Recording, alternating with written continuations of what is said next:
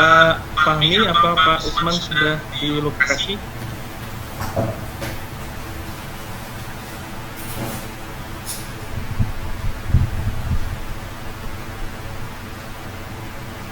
Halo Pak Fahmi.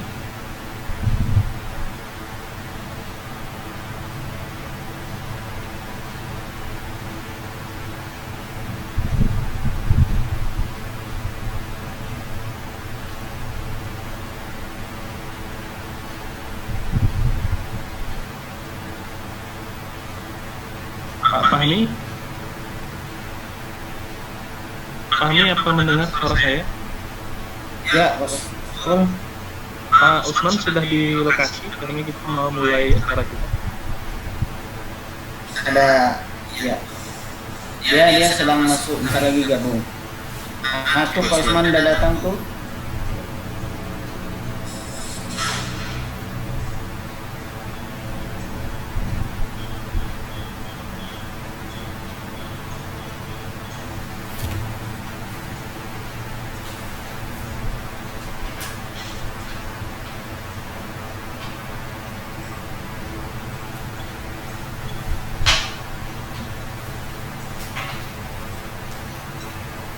Ya, tuh sudah bergabung.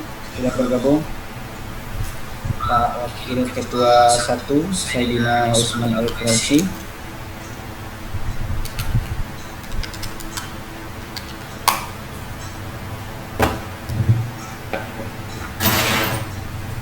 Oke, Pak Riki dan Pak Rahmat bisa dinyalakan videonya karena kita akan mulai dalam permensukan.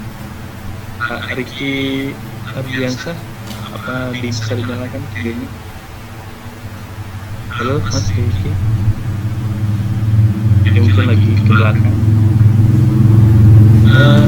Pak Usman, kita mulai ya acara kita pada pagi hari ini. Halo Pak Usman. Ya, halo, ya silakan. Mulai ya. Ya. Mas Rahmat, kita mulai ya, Mas. Ya. Ya. Mas Riki, halo monitor Mas Riki.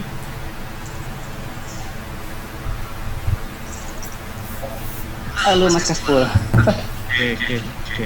Monitor ya. Oke, kita mulai ya. Assalamualaikum warahmatullahi wabarakatuh. Alhamdulillah. Salatu wassalamu ala asrafil anbiya wal mursalin wa ala alihi wa ashabihi rasulillah ajma'in, amma ba'd.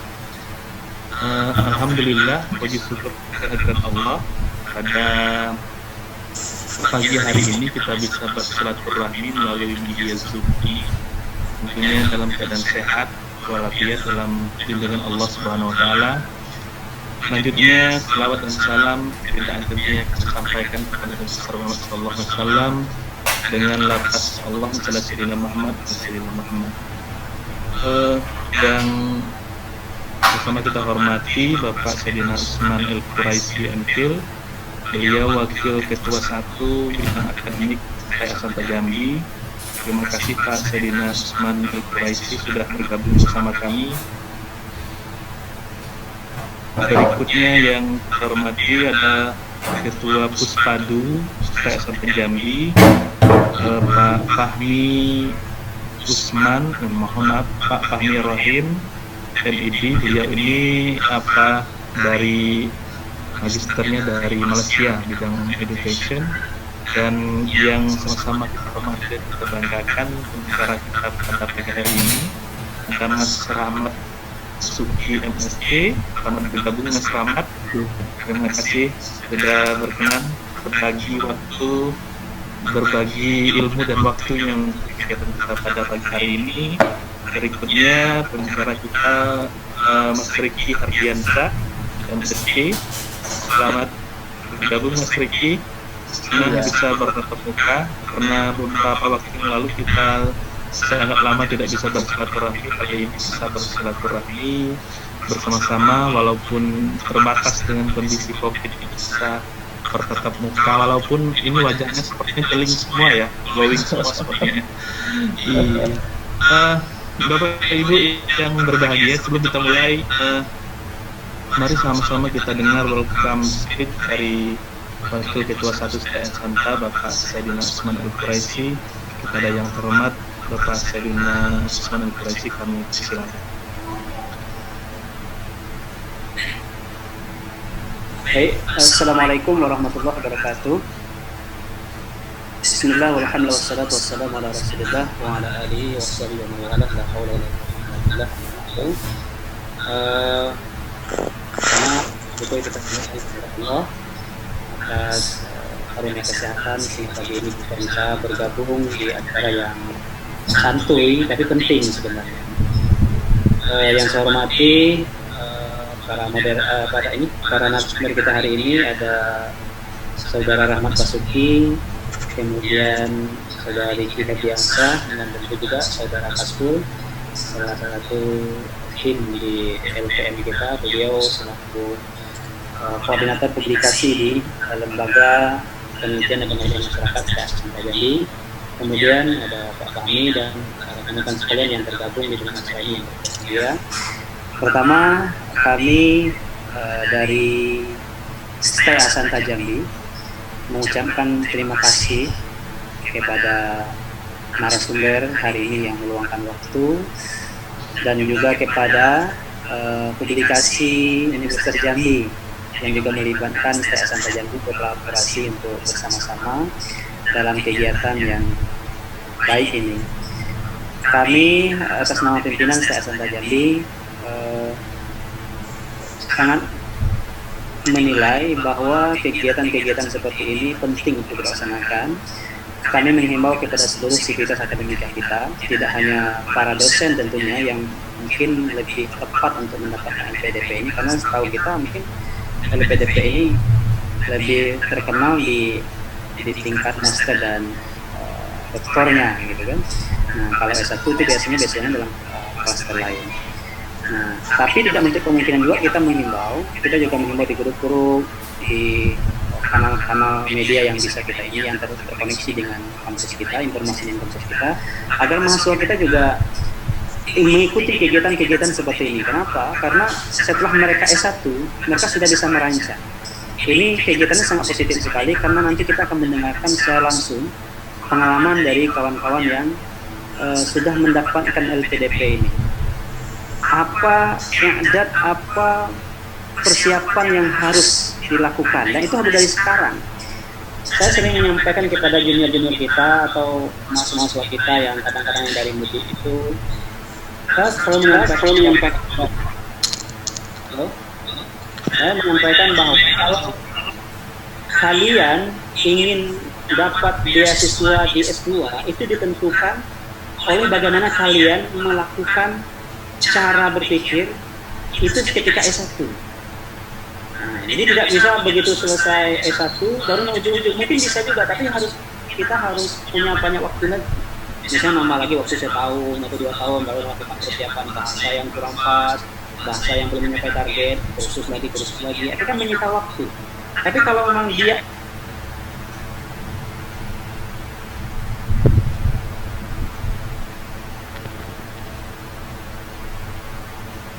mungkin baru semester 4 sekarang atau semester 5, dia sudah mempelajari itu, sudah boros.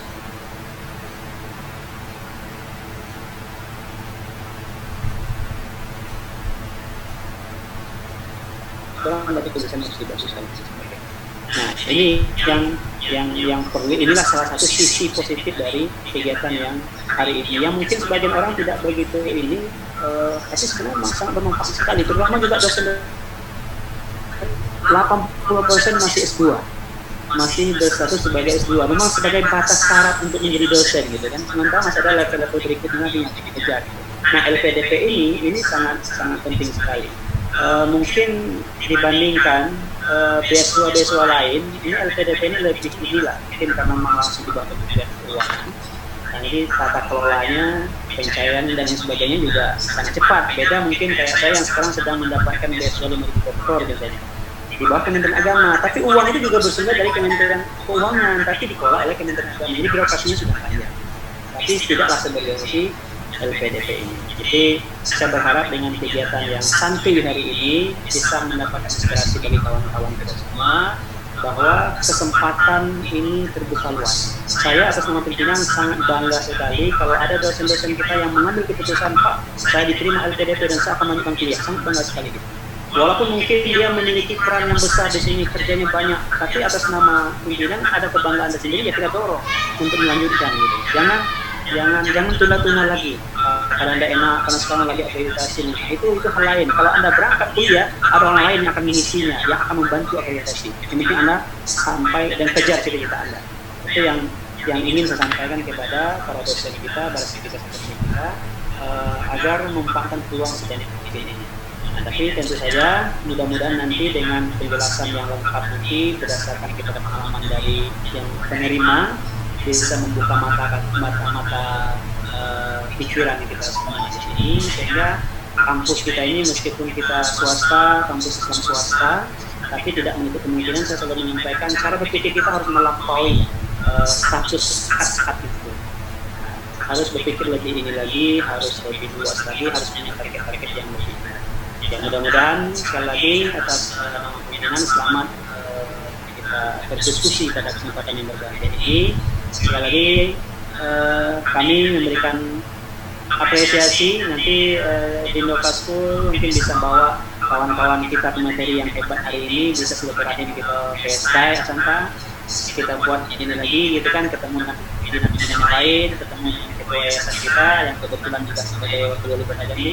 Sehingga kira-kira apa yang bisa kita lakukan untuk bagaimana output dari mahasiswa kita ini bisa terjaring di LPDP. Jadi kampus yang baik itu menurut saya kita memang tidak hanya memikirkan meluluskan studennya, meluluskan mahasiswanya, itu terserah kalian mau apa. Tugas kampus itu sebelum mereka lulus, kita harus sudah tahu mereka mau kemana. Mereka mau langsung bekerja, apa yang bisa kita bantu kalau mereka mau bekerja? Kalau kita bisa kita dorong, kalau mereka punya kapasitas untuk melanjutkan S2, kenapa tidak kita dorong? Kenapa tidak kita fasilitasi? Maka kita butuh jejaring yang banyak. Maka kita perlu persiapan di sini, bukan hanya datang ke kelas belajar, tapi kita harus menggembleng mereka. Nah, kita harus punya distinksi itu.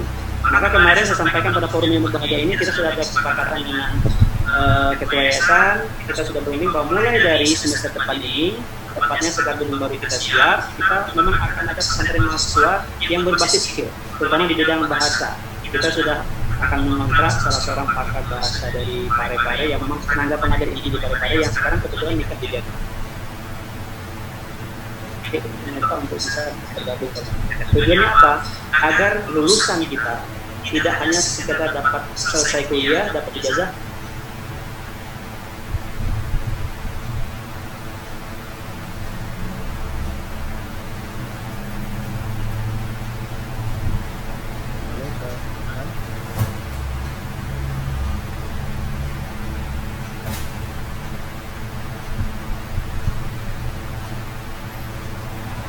jaringannya lagi.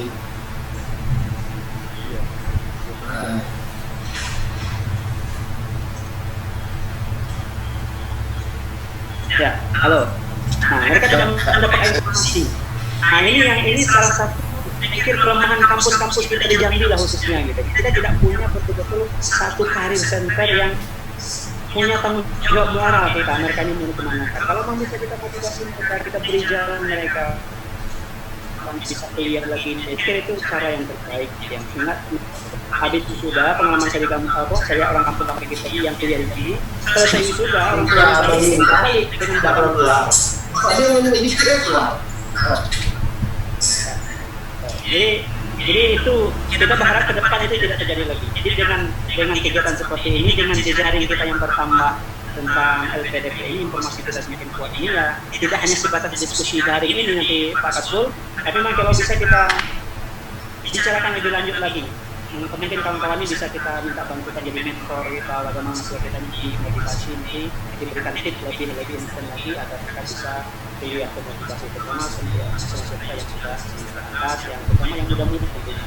Mungkin mahasiswa kita yang bekerja, yang sudah bekerja mungkin ada kendala lain, tapi mahasiswa kita yang muda yang datang dari kampung-kampung jadi di sana datang kuliah ke Jambi, kenapa tidak kita berdayakan mereka, kita bisa sepakat mereka untuk ayo terus kejar cita-cita Anda. Itu saya pikir itu yang salah satu yang membuat saya sangat tertarik sekali dengan kegiatan ini. Mudah-mudahan menjadi manfaat bagi kita semua. Karena keterbatasan waktu, saya mengucapkan terima kasih, selamat berdiskusi. Mudah-mudahan ada manfaat luar biasa seperti ini. Mohon maaf atas segala kekurangan. Assalamualaikum warahmatullahi wabarakatuh. Waalaikumsalam warahmatullahi Allah wabarakatuh. Terima kasih kepada Pak Sedina Usman yang telah banyak menyampaikan motivasi terhadap kegiatan kita maupun mendorong kita semua untuk semangat mengikuti jejak-jejak para pendahulu yang sudah mendapat beasiswa dari LPDP maupun beasiswa lainnya. Bapak Ibu yang berbahagia, sebelum kita lanjut ke tahap diskusi, perlu saya sampaikan aturan kita. Kita ada 2 sesi. Satu sesi itu kita berdiskusi atau ngobrol dengan Mas Riki tentang bagaimana mempersiapkan berkas untuk beasiswa LPDP.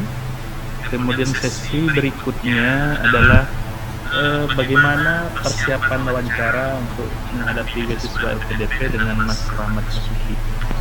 Sebelum itu, saya minta kawan-kawan yang sudah bergabung agar tidak menghidupkan atau mute-kan mikrofonnya agar diskusi kita dapat berjalan dengan baik.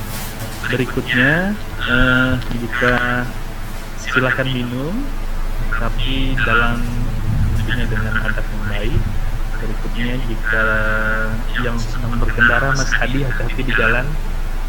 Salam. Ini Mas Hadi Winarno ini beliau pengusaha yang masih muda dan sangat semangat ingin melanjutkan S3. Salam Mas Hadi Winarno, beliau ini juga bekerja di salah satu perusahaan gas di Jambi. Bapak Ibu, itu tadi aturan kita. Mohon nanti mikrofonnya dijaga atau agar jalannya diskusi kita pada siang hari ini dapat berjalan dengan baik. Tanpa membuang waktu, langsung saja kita ke Mas Riki terlebih dahulu. Nah, ini bagaimana mempersiapkan berkas, nanti termasuk persiapan dari TOEFL dan lain sebagainya.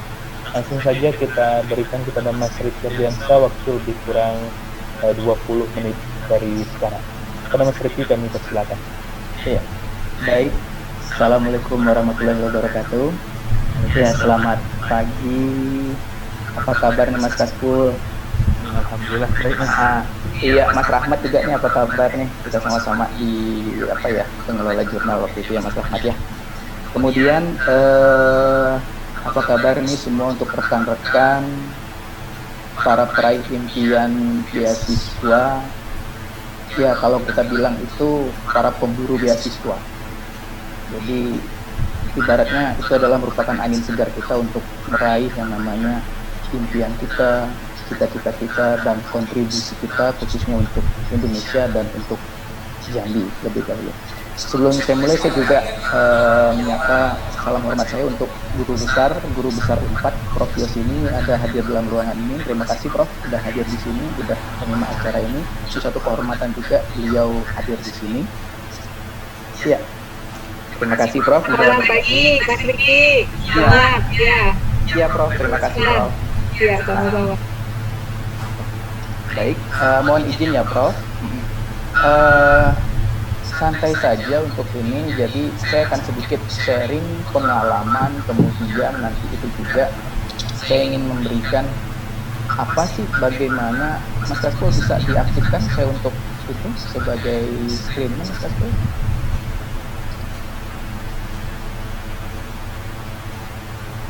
Oke, terima kasih Mas Kaspul.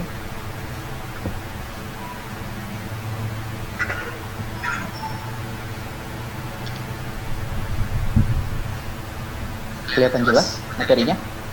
Ya. Sudah. Oke.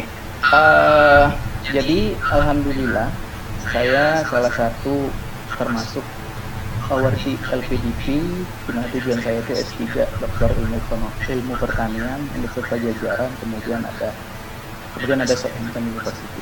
Ada 2 kampus, itu adalah cita-cita saya, dan Ya, saya rasa semua orang punya cita-cita sama seperti kita semua di sini, dan mudah-mudahan mari kita aminkan semua semoga itu berjalan dengan lancar.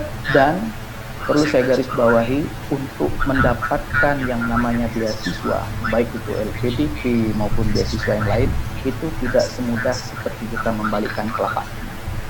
Dan itu membutuhkan yang namanya loyalitas, siap untuk mengalami kerugian, dan yang paling penting adalah kerja keras kita.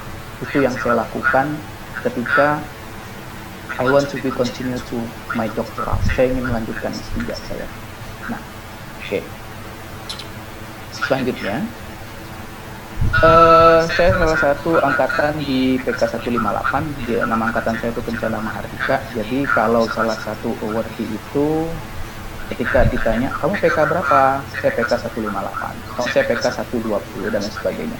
Itu merupakan angkatan. Jadi kalau kita sudah diterima, kita pasti akan diberikan PK, itu dinamakan persiapan keberangkatan. Di mana di situ para awardee itu dididik, dilatih baik secara mental, kemudian secara kedisiplinan ilmu. Kita siap untuk bergabung kepada masyarakat, kita siap untuk mencerdaskan bangsa. Di situ kita dilatih, dan luar biasa sekali ketika selama pelatihan ini diberikan PK itu. Jadi ya, satu kata kunci yang saya ingat di dalam pelatihan itu, semua orang merindukan kursi yang ada di situ. Itu kata kunci yang selalu saya ingat sampai sekarang. Jadi untuk teman-teman semua, jangan patah semangat, tetap selalu berusaha untuk mendapatkan itu.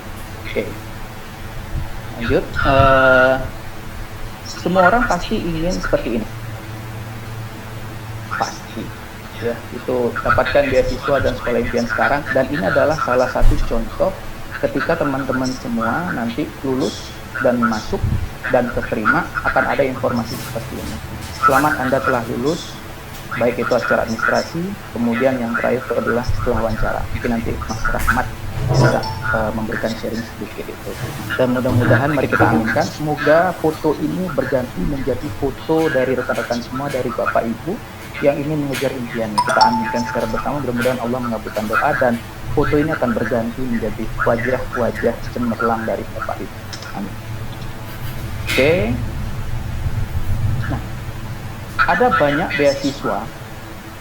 Salah satunya itu adalah beasiswa LPDP. Sebelum saya mengejar LPDP, saya dulu melamar juga beasiswa yang lain selain LPDP, jadi beasiswa dosen juga.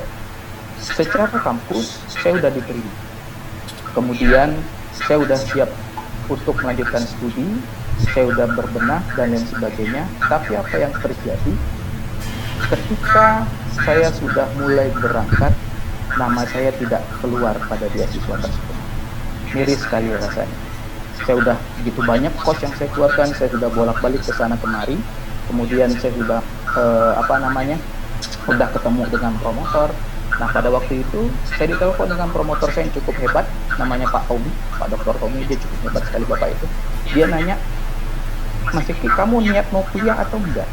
Saya mau niat, Pak. Nawa itu saya tinggi, cita-cita saya tinggi, harapan saya tinggi, saya ingin kuliah. Tapi apa daya, I don't have enough money. Kalau hanya untuk 1 bulan, 2 bulan, 3 bulan, saya punya uang. Tapi kalau untuk melanjutkan lebih jauh, we know, yang namanya doktoral S3 itu it's too expensive, terlalu mahal, terlalu besar cost. Dia berkata kepada saya, kalau kamu mau, kalau kamu punya niat, coba kamu daftar yang namanya LPDP. Ini saya berikan link, persiapkanlah, lanjutkanlah sekolahmu. Karena apa? Saya melihat dari yang namanya CV, proposal dan sebagainya, it's good. Lanjutkan itu, dan saya tunggu kamu di kampus saya. Itu pesan dia yang memacu saya waktu itu, supaya lebih meningkatkan pikiran saya untuk melanjutkan S3 itu. Saya buka LPDP, kemudian ada tulisan seperti ini. Oh, ini banyak beasiswanya. Beasiswa apa nih? Beasiswa umum, afirmasi, target dan lain sebagainya. Nah, karena basically saya dosen, maka saya konsultasi juga dengan Pak Tommy dan lain sebagainya. Ada beasiswa targeted group yang dinamakan BUDI, beasiswa unggulan dosen Indonesia. Mendengar kata LPDP, itu kita merinding. Saya nggak akan mungkin bisa masuk ke sana, karena saya dari kota kecil, banyak kampus-kampus besar yang di luar sana yang cukup hebat, dan mungkin saya termasuk salah satu orang, ya faktor keberuntungan dan sebagainya. Tapi kuncinya adalah kalau kita punya niat, kita punya kemauan, kita harus jalani dan siap menerima yang namanya risiko. Saya rasa rekan-rekan yang hadir di forum ini punya kemauan, punya minat itu, dan kita siap untuk berjuang mendapatkan yang namanya beasiswa LPDP. Ini bisa dilihat dari websitenya, seperti ini tampilan LPDP kalau Bapak Ibu belum melihatnya. Tapi pertanyaannya ini yang membuat kita, ya ternyata beasiswanya nggak buka, gimana ini? Ya ternyata ditunda, ya ternyata ini, dan lain sebagainya. Kemarin sempat juga saya lihat di grup, saya hanya senyum saja. Ada juga yang salah paham, buang pemikiran itu. Saya sepakat dengan Mas Kaspul katakan, sebenarnya bukan dibuang pemikiran itu, tetapi cukup simpan di dalam hati dan jadikan itu doa kita. Percayalah, LPDP itu akan selalu memberi kejutan. Dia ditunda bukan berarti ditiadakan. Dia mempersiapkan momen-momen terbaiknya. Kenapa? Saat ini kita berada pada posisi terkena wabah pandemi. Beliau khawatir karena apa? LPDP itu akan mengumpulkan banyak orang. Nah, ketika kita mengumpulkan banyak orang dan ternyata ada beberapa yang tidak mengikuti protokoler, kemudian kita akan sirna. Nah, di situ dia meredam. Jadi sampai saat ini LPDP itu masih mempersiapkan timing yang pas. Maka dari itu dikatakan tetap daftar terlebih dahulu, tetap persiapkan terlebih dahulu, karena apa? Pasti dia memiliki kejutan. Kalau nggak punya kejutan, bukan LPDP namanya. Perlu itu diingat. Jadi jangan pernah kita berasumsi, ya sudahlah nggak buka, nanti aja lah kita nyantai-nyantai, toh tahun depan juga dibuka. Itu salah besar. Berarti Anda termasuk orang yang tidak mempunyai niat. Dan saya seperti itu. Awalnya saya down, tapi saya harus bisa. Orang lain bisa, kenapa saya enggak? Why not? Nah, jadi tolong buang jauh-jauh dan anggap ini tidak pernah kita baca. Kita yakinlah ke depan, begitu kita sudah submit, begitu kita sudah apply, kita pasti punya peluang untuk maju ke tahap selanjutnya. Saya rasa itu siap semua. Mari kita coba ya. Jangan pernah putus asa, jangan pernah patah semangat, terus berusaha. Tidak hanya satu beasiswa saja, masih banyak beasiswa yang lain. Karena apa? Hope is not a dream, but a way of making dreams become reality. Itu yang selalu saya ingat. Ya, baik. Pertanyaannya satu, mana yang lebih dahulu nih, daftar kampus atau dapat beasiswa? Itu yang selalu menjadi ambigu dan polemik. Saya mau daftar kampus dulu atau dapat beasiswa dulu ya? Coba Bapak Ibu benamkan dalam hati, lihat dulu mana nih yang harus didahulukan, kampus dulu atau beasiswa dulu. Kalau saya, yang saya lakukan adalah saya daftar kampus terlebih dahulu. Beasiswa bagaimana? Nanti dulu, yang penting saya daftar kampus. Kenapa demikian? Jangan jadikan beasiswa itu hambatan kita untuk meraih mimpi kita untuk S3. Karena apa? Salah satu syarat penting di dalam beasiswa itu adalah kita diterimanya di kampus. Kalau kita nggak diterima di kampus, nggak bisa kita dapatkan beasiswa. Maksudnya bagaimana? Kita lihat di sini. Ini ada 3. Ini yang saya buat waktu itu di dalam kamar, saya buat sendiri. Ini saling berhubungan. Ada LOE, ada beasiswa LPDP, ada kampus. Ada LOE, ada LPDP, pasti kita bisa di kampus. Nah, saya balik itu. Saya harus masuk ke kampus terlebih dahulu, baru saya mendapatkan LOE, baru saya mendaftar ke LPDP. Jadi kalau Bapak Ibu mau mendaftar LPDP, kalau belum punya LOE, saya sarankan harus mendapatkan LOE terlebih dahulu. Jadi jangan katakan, ya dia nggak buka, nggak usah kita daftar. Salah, kita tetap berusaha untuk mendaftar dengan cara apa? Kita daftar kampus dulu. Bentar lagi mau tahun ajaran baru, dan bahkan ada beberapa kampus yang sudah membuka untuk penerimaan mahasiswa baru, baik dalam negeri maupun luar negeri. Semuanya sama. Kita harus daftar kampus dan kita harus mendapatkan LOE. LOE ada 2, nanti LOE conditional dan unconditional. Maksudnya gimana? Ya, jadi LOE ini nanti saya bicarakan. Nah, ini ada beberapa beasiswa di dalam LPDP yang terkait dengan LOE. Mengapa saya bilang LOE itu sangat penting? ketika kita mendaftar LPDP yang pertama, bisa kita lihat di sini. Ini lagi-lagi. Bisa kita lihat salah satu syarat, ini beasiswa regulernya, panduan 2019, mudah-mudahan nanti 2020 akan keluar. Coba kita baca di sini, LOA unconditional, itu beasiswa yang pertama. Yang kedua, ketika kita masuk ke beasiswa afirmasi, apa syarat? LOA unconditional. Kemudian lagi, yang ketiga, Budi. Saya salah satu yang ngambil Budi, mungkin sama dengan Mas Rahmat juga. Apa dari Budi itu dikatakan? Memiliki LOA unconditional. Jadi jangan pernah kita yang namanya patah semangat LPDP nggak usah lah kita ini salah. Kejar dulu kampusnya, dapatkan dulu LOA unconditionalnya, baru kita kejar LPDP. Itu yang saya lakukan. Saya cari semua kampus-kampus, saya daftar, saya hubungi promotor, termasuk pertama kali saya menghubungi Pak Komit, saya deg-degan sekali, wah ini kampusnya cukup hebat, ini luar biasa. Nanti saya dicuekin, ya ternyata dia welcome. Dia memberikan motivasi, dia memberikan semangat kepada saya, dan saya ngikutin peraturannya. Alhamdulillah saya mendapatkan LOE, bahkan 2 sekaligus saya mendapatkan. Nah, itu. Jadi, mulai dari sekarang, untuk yang namanya beasiswa, stop, kita katakan, dia tutup, nggak usah kita buka. Dapatkan dulu LOE, baru bisa kita daftar beasiswa. Apakah hanya LOE cukup? Tidak. Ya. LOE ada 2. Pasti bingung kan? Apa sih maksud LOE itu? Nah, ini saya sampaikan. LOE yang dimaksud itu adalah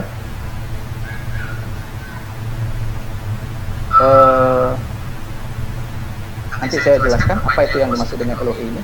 Jadi LOE itu ada yang kondisional dan ada unconditional. Nah, LOE kondisional itu ini saya dapatkan dari LPDP. Saya tidak mau salah persepsi, nanti salah penyampaiannya. Apa sih dinamakan LOE itu, dan Bapak itu harus memegang ini semua kalau ingin melanjutkan S3. Unconditional itu adalah surat pernyataan diterima dari sebuah perguruan tinggi baik dalam maupun luar negeri tanpa adanya syarat. Ya, jadi kandidat calon doktor atau mahasiswa S3 itu hanya tinggal melakukan registrasi. Jadi dari program studi, waktu studi, awal perkuliahan, dan informasi. Nah, yang celakanya selalu kita terbentur di conditional LOE. Kenapa demikian saya katakan? Kita terganjal dengan yang namanya TOEFL. Saya pernah sharing waktu itu di grup, ada diskon TOEFL dari ini. Nah, bagaimana sih cara mendapatkan TOEFL? Saya pernah sharing. Terus saya tanya bagaimana caranya.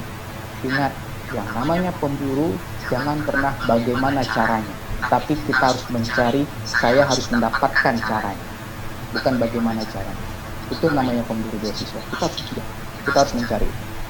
Oke, lanjut. TOEFL harus dipersiapkan. Mengapa saya katakan TOEFL? Karena TOEFL di sini itu adalah salah satu syarat untuk mendapatkan beasiswa, karena ada poinnya di sana.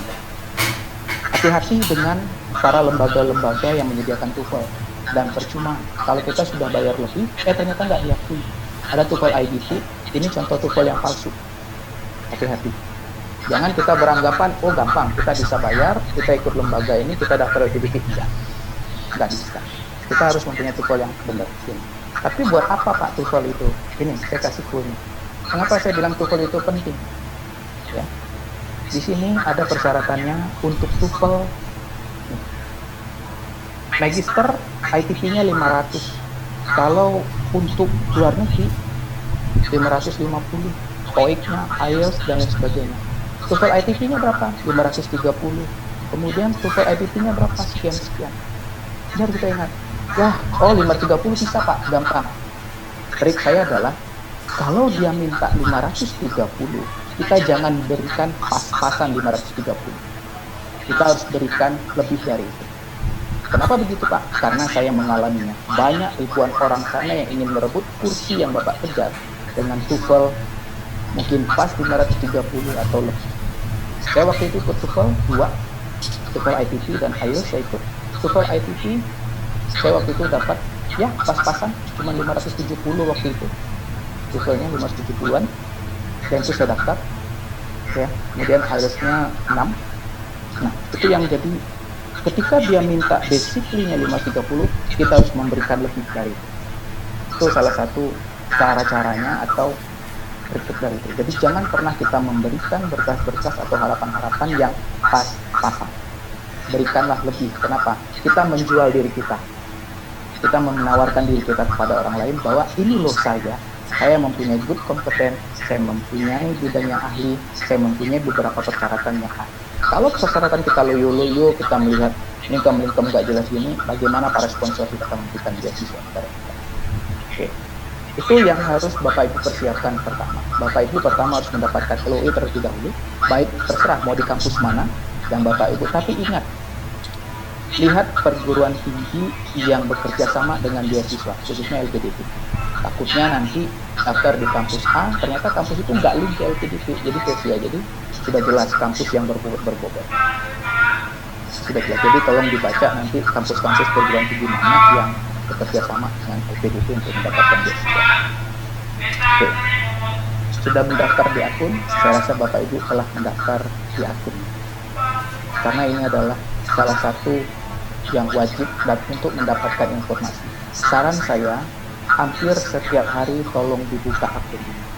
Karena itu tadi saya bilang, LPDP akan selalu memberikan kejutan untuk kita semua. Bagaimana cara daftarnya? Klik di sini, beasiswa.lpdp.kemenq.go.id. Daftar, masukkan email dan password. Saran saya, ini yang saya lakukan. Untuk email, usahakan email yang dipakai seumur hidup. Jangan pernah mengganti-ganti email dan jangan terlalu lebay. Kenapa? Takutnya ketika pihak LPDP memberikan informasi, email Bapak Ibu tidak aktif atau passwordnya lupa dan lain sebagainya, kita nggak mendapatkan informasi itu. Jangan pernah coba-coba seperti itu. Lebih bagus lagi email institusi yang ada embel-embelnya institusi di belakang. Kampus apa, itu lebih bagus. Itu saya sarankan. Jadi lebih gampang dan passwordnya itu. Kenapa? Kalau kita lupa password, lupa email, maka suramlah kita beasiswa kita. Yang seharusnya, ternyata kita lulus administrasi, ternyata emailnya berganti. Ternyata nggak dapat informasi. Dan lain sebagainya. Itu saran yang pertama. Oke. Ketika kita sudah mendaftarkan LPDP, apa sih persyaratannya? Kita coba lihat. Persyaratannya. Ini sekilas saja karena keterbatasan waktu. Yang jelas, kalau saya bidik, saya rasa Bapak Ibu S3, jadi saya ngambilkan di sini yang bidik. Bagaimana kalau kami yang belum dosen, Pak? Bisa untuk ngajukan S3 kalau belum dosen, ambil daerah afirmasi namanya, kalau enggak daerah reguler, bagian reguler itu bisa mendaftar. Jadi tidak ada ini khusus bidik. Salah satu syarat bidik itu punya NIDM atau NIDK. Itu nilai jual kita salah satunya. Ya. Sasarannya ini bisa, ini biaya-biaya jangan pernah mikirkan biaya, nantilah itu. Yang penting kita mendapatkan beasiswa. Dua, ini ceritanya panjang lebar ini nanti bisa Bapak Ibu baca di ketentuannya. Saya nggak mau bahas itu, saya akan langsung ke sini. Nah, kita akan bahas yang pertama. Ketika kita melamar kampus untuk mendapatkan LOE, pihak kampus, pihak promotor kita itu minta yang namanya proposal penelitian. Dari S1, S2, S3, jika Bapak Ibu punya niat, saya S1, saya ingin menjadi seorang akademisi, saya ingin menjadi dokter, saya ingin menjadi dosen, maka mulailah berpikir riset Bapak Ibu itu secara linear. Kenapa? Akan dilihat track record kita. Jadi ketika saya diwawancara waktu itu, ternyata dilihat dari S1. Ini Pak, S1 ini cerita tentang ini, S2 cerita tentang ini, S3 cerita apa? Saya cerita tentang keberlanjutannya. Oh, ternyata linear Pak, iya. Nah, itu jadi usahakan proposal itu menarik, padat, dan terbaharukan. Gitu. Jangan proposalnya yang mencele-mencele, yang udah regresi biasa, ini enggak. Kita harus memiliki kebaruan. Kenapa? Itu nanti dibaca ketika diwawancara dan dilihat juga untuk promotor kita. Yakinkan promotor kita bahwa kita ini adalah good student, kita adalah mahasiswa yang mampu, mahasiswa yang berprestasi dengan proposal, dan nanti mudah-mudahan dia akan mendapatkan LOE. Itu proposal. Bagaimana cara buat skema proposal? Tergantung permintaan dari promotor kita. Waktu itu saya diskusi dengan Pak Tommy, saya membuatkan proposal itu, saya membuatnya hampir seperti riset penelitian, dibacanya beberapa kali, kemudian dia oke, kemudian ada kesepakatan, kamu mampu ini, iya Pak, baru dikeluarkan LOI. Sama seperti itu juga. Jadi kita harus memberikan plus yang lebih dari proposal itu. Berapa halaman? Tergantung. Teman saya di luar negeri yang di New Zealand itu proposalnya cuma 3 halaman. Ada yang 5 halaman, ada yang 10 halaman. Saya udah ngasih contoh proposal saya ke Pak Faskul, mungkin bisa untuk sebagai referensi. Oh, contohnya seperti ini. Dan perlu digarisbawahi, proposal itu tidak mesti sama. Itu tergantung style kita. Style kita, bagaimana cara kita meramunya. Kemudian ada ijazah S2. Sudah jelas, transkrip S2 asli atau legalisir. Ya, lebih bagus lagi asli. Aslinya apakah diberikan? Tidak. Kita scan yang asli itu, kita buat dalam bentuk PDF, kita masukkan ke sana, dan nanti ketika pemberkasan bawa kedua-duanya. Jangan lupa dibawa kedua-duanya. Kenapa? Nanti ada diverifikasi. Kemarin kejadian dia lupa bawa ijazah asli dan itu pending. Tapi tetap diberi kemudahan karena dia bisa menunjukkan fotonya, kemudian itu lengkap. Jadi saran saya ketika ingin pemberkasan nanti, dan mudah-mudahan Bapak Ibu yang hadir di sini lolos administrasi semua dan pemberkasan nanti, tolong jangan lupa bawa ijazah yang asli dan sertifikat yang asli. Tidak akan diambil kok, hanya untuk verifikasi saja kelengkapannya. Kemudian ini TOEFL, bahasa asing yang dipersyaratkan yang berlaku. Kalau Bapak Ibu mau ke Korea, berarti harus punya bahasa Korea, sertifikatnya atau dan sebagainya, atau mau ke Inggris dan sebagainya. Nah, ijazah dan transkrip, tolong dilihat di sini IPK. Ada kata-kata IPK di sini Bapak Ibu. Kalau S2 itu tahun 2019 3,00 dan untuk S3 3,25. Dan berdoalah untuk tahun 2020 semoga kalau dia buka cepat ini tidak naik. Takutnya naik, kacau kita. Bagaimana Pak kalau IPK kami pas-pasan 3,00, 3,25? Tentu kita nggak punya harapan. Salah. Kita masih punya peluang yang lain. Apa itu bagaimana? Kita tunjukkan dari TOEFL kita tunjukkan dari proposal kita tunjukkan ketika kita wawancara. Ini bisa disampaikan oleh Pak Ahmad. Bagaimana sih trik-trik ketika ada wawancara? Itu nilai jual kita. Iya Pak, IPK kami pas-pasan 3,25. Kami pengen daftar beasiswa. Harus bisa. Jangan terkendala IPK. Kalau IPK itu udah 3,25 nggak bisa dinaikkan lagi. Tapi kita punya skill yang lain. Ya. Kemudian surat pernyataan ini nanti bisa di-download di LPDP. Surat pernyataan itu adalah berisi bahwa kita tidak terlibat kriminalitas, kita tidak terlibat dan lain sebagainya. Itu nanti bisa di-download dan ditandatangani penterai. Dan nanti surat pernyataan ini adalah sebagai salah satu syarat kita untuk pemberkasan nanti ketika kita diterima lolos wawancara. Dan tolong jangan sampai hilang surat ini surat pernyataannya. Kalau hilang surat ini, selesailah Bapak Ibu. Sudah lulus wawancara, ternyata suratnya hilang, nggak bisa. Karena ini adalah salah satu yang dipakai. Kemudian nih, karena Bapak Ibu basically-nya adalah bekerja di kantor atau sebagai dosen, ini yang paling penting. Surat penugasan atau izin dari pimpinan. Bagaimana cara membuatnya Pak? Ada contohnya. Tinggal download di LPDP. Izin pimpinan siapa Pak? Kalau kita kerja di kampus, rektor. Terus bagaimana Pak kalau di kantor? Kepala kantornya. Ini harus ada. Kenapa? Ini salah satu rekomendasi bagi kita bahwa Bapak Ibu itu ternyata memang layak untuk S3. Memang disupport betul oleh instansi Bapak Ibu. Ini salah satu. Surat tugas, surat izin. Terus bagaimana Pak kalau nggak dapat surat izin? Nggak bisa. Karena surat izin nanti dilihat. Kemudian ini LOA, Letter of Acceptance, yang masih berlaku. Nah, saran saya, Bapak Ibu ketika nanti melamar di kampus tujuan, lihat di situ LOA-nya dan tanya ke sana, ini LOA-nya berlaku berapa lama ya berlakunya? Kalau berlakunya misalnya 2 tahun atau 1 tahun, berarti Bapak Ibu ada peluang. Bapak Ibu masih bisa mengikuti beasiswa LPDP kapanpun selama LOA itu masih berlaku. Terus bagaimana Pak kalau kami belum dapat LOA? Bisa mendapatkan itu. Kalau nggak salah nanti ada keringanan-keringanan dari pihak LPDP. Dan saya nggak tahu, tapi kebanyakan rata-rata teman saya punya LOU semua. Rata-rata untuk mendapatkannya. KTP saya rasa bisa. Nah ini, surat keterangan berbadan sehat dari dokter dan rumah sakit. Ini terserah, mau dibuat di puskesmas, mau dibuat di rumah sakit, ini terserah. 6 bulan. Nah, 6 bulan ini, jadi perlu diingat, ketika LPDP-nya buka, hari itu juga kita buat. Jangan dari sekarang, kacau nanti. Kalau dari sekarang, kita buat itu, terus LPDP-nya buka tahun depan, habis kan. Lumayan ya bikin surat sehat ini, 50 ribuan, 60 ribuan untuk membuat. Dan, nggak tahu ya, kalau sekarang mungkin nanti bisa ditambah dengan surat bebas COVID atau tes PCR, nggak tahu, karena kan kita melihat situasi kondisionalnya. Atau kalau yang keluar negeri itu kalau nggak salah surat bebas dari penyakit paru-paru dan yang sebagainya. Tapi kalau saya waktu itu hanya melampirkan surat keterangan berbadan sehat dan surat keterangan bebas narkoba.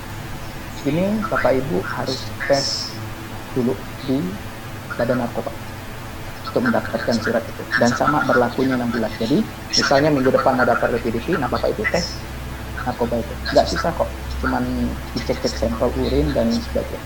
Apakah itu berbayar Pak? Sudah jelas. Makanya saya bilang untuk mendapatkan ini kita harus royal dan siap mengalami kerugian.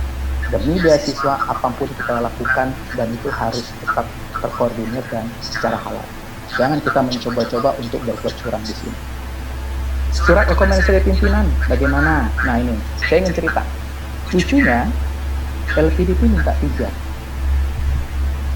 Ada yang 2, yang penting ada rekomendasi. Saya berikan 8.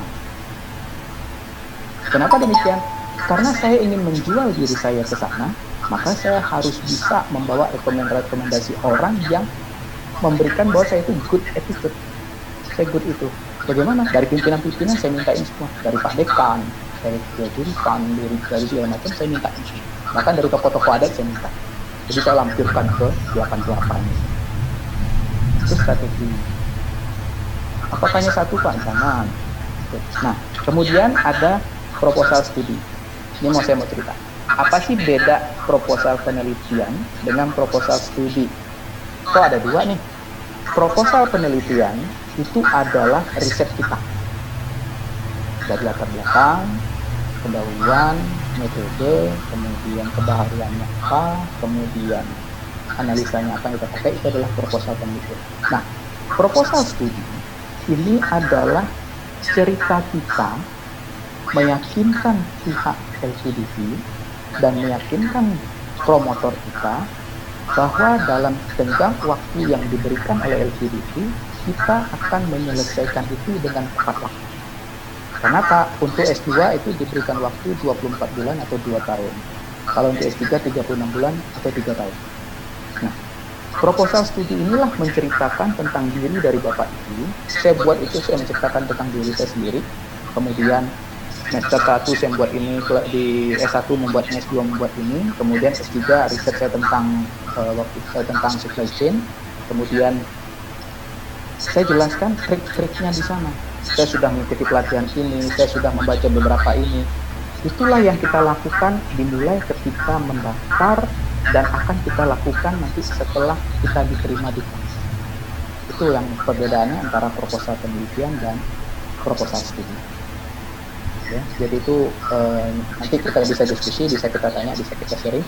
Inilah yang Bapak Ibu harus persiapkan. 1, 2, 3, 4, 5, 6, 7, 8, 9, 10. Apakah cuma ini Pak? Ada lagi 1. Di dalam pendaftaran itu ada 1. Bapak Ibu melampirkan pengalaman Bapak hebat Bapak Ibu selama menjadi orang-orang besar. Misal, kita pernah ikut pelatihan apa? Kita pernah menjadi narasumber apa? Apa organisasi yang pernah kita ikuti? Itu ada nanti ketika mendaftar. Dan saya rasa Bapak Ibu menemukan itu. Masukkan semua itu. Karena itu nanti akan dibaca, akan dilihat. Oh, anak ini memang benar-benar wajar dan anak ini memang layak untuk mendapatkan yes. Itu nanti dilihat. Jadi prestasi-prestasi, sertifikat-sertifikat jangan dibuang. Kalau bisa di-scan, disimpan, nanti tunjukkan. Masukkan ke dalam pendaftaran. Dan yang terakhir ini, luruskan niat kita. Mengapa saya bilang luruskan niat kita? Ada orang entah dia guyon, entah apa. Untuk mendapatkan beasiswa, dia punya niat nanti aku bisa kaya raya, aku bisa beli motor dari duit beasiswa, aku bisa beli mobil, aku bisa beli ini, karena apa, duitnya banyak, apalagi kuliah di luar negeri, pakai dolar dan sebagainya. Tolong itu dibuang jauh-jauh, Bapak. Jangan pernah kita memikirkan dengan beasiswa kita bisa menambah kekayaan. Jangan pernah. Kenapa? Tuhan tahu niat kita. Kalau niat kita salah, maka salah juga lah apa yang kita lakukan, dan pasti akan ditolak. Jangan pernah niat itu. Niat kita adalah kita ingin berkontribusi kepada negara, kita ingin menambahkan ilmu, dan kita ingin mengaplikasikan ilmu kita, dan kita ingin membantu orang. Itu niatnya. Dan jangan lupa kita berdoa. Setiap saat selalu berdoa. Saya selalu tahajud. Tuhan, saya ingin sekali sekolah. Saya ingin sekali mendapatkan beasiswa ini. Saya berdoa terus. Apapun yang ditunjukkan, saya harus ini. Bahkan ketika diberi pengumuman, waktu itu saya mendapatkan informasi, Anda ditunggu di sini untuk wawancara. Posisi saya waktu itu di Aceh, Seminar Internasional. Coba Pak Ibu bayangkan, saya wawancaranya hari Kamis, sedangkan hari Selasanya saya di Aceh, di Seminar Internasional. Terus apa yang saya lakukan? Apakah saya enggak? Ini beasiswa. Uangnya dari mana? Saya minjam. Gampang itu soal duit. Yang penting saya berangkat. Itu begitu menggebu-gebu ini saya minjam. Terus dinarnya di mana? Saya numpang. Ini begitu. Dan yang terakhir adalah doa orang tua. Parents prayer for their children in the university. Doa orang tua ingin melihat anaknya. Niatkan diri kita, aku ingin S3 di samping untuk mencerdaskan kehidupan bangsa sesuai dengan amanat undang-undang, dan aku ingin membahagiakan orang tua. Aku tidak mau menyusahkan orang tuaku, aku bisa kuliah dengan uangku sendiri, aku ingin membuat bangga keluargaku, dan lain sebagainya. Itu doa. Camkan itu, bismillah dari sekarang, luruskan niat dari Bapak Ibu, persiapkan dari itu semua, dan mungkin itu yang bisa saya sampaikan. Bapak Ibu nanti bisa konsultasi melalui IG, Facebook saya, atau email saya ini, bisa nanti kita sharing, dan insya Allah kita siap membantu. Mas, ini kita terlambat di sini, kita berikan ya solusinya, dan nanti bagaimana supaya lebih baik. Satu untuk saya dari Bapak Ibu untuk semua, mudah-mudahan bisa dicapkan. Jangan katakan menyerah sebelum kita benar-benar mampu menjalani. Tapi percayalah, Tuhan punya rencana indah untuk kita, sekarang atau esok. Terima kasih untuk semuanya, dan yang paling khusus, terima kasih untuk LPDP. Baik Mas Kapul, Assalamualaikum warahmatullahi wabarakatuh. Waalaikumsalam warahmatullahi wabarakatuh. Terima kasih Mas Riki Hardiansah yang sudah banyak berbagi kiat maupun trik untuk mempersiapkan berkas menghadapi beasiswa LPDP. Berikutnya, ini saya sudah lihat beberapa chat, sudah banyak pertanyaan terkait beberapa persiapan berkas. Nanti akan kita diskusikan bersama setelah sesi Mas Rahmat Basuki. Berikutnya langsung saja kita dengar. Sebelum itu tadi Mas Riki ada Prof izin tadi, Prof siapa? Prof Yos ini, dia kayaknya pengaruh sinyal ya Pak, atas keluar, tapi dia mau masuk lagi. Oke, saya mau minta sedikit pandangan beliau tentang apa yang diinginkan promotor untuk bagi para calon yang pelamar ini untuk beasiswa S3. Saya selalu diskusi dengan dia. Saya minta izin beliau untuk menyampaikan sedikit pandangan. Nanti langsung saja ke Mas Rahmat Basuki, silakan Mas Rahmat. Oke, sudah terdengar suara saya? Ini sangat ngebas sekali Mas suaranya. Oke.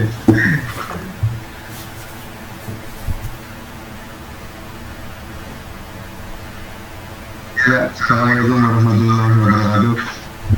Waalaikumsalam warahmatullahi wabarakatuh. Yang kami hormati Bapak Saidina Usman Kansil dan Bapak Fahmi MED dari STL Asada Jambi.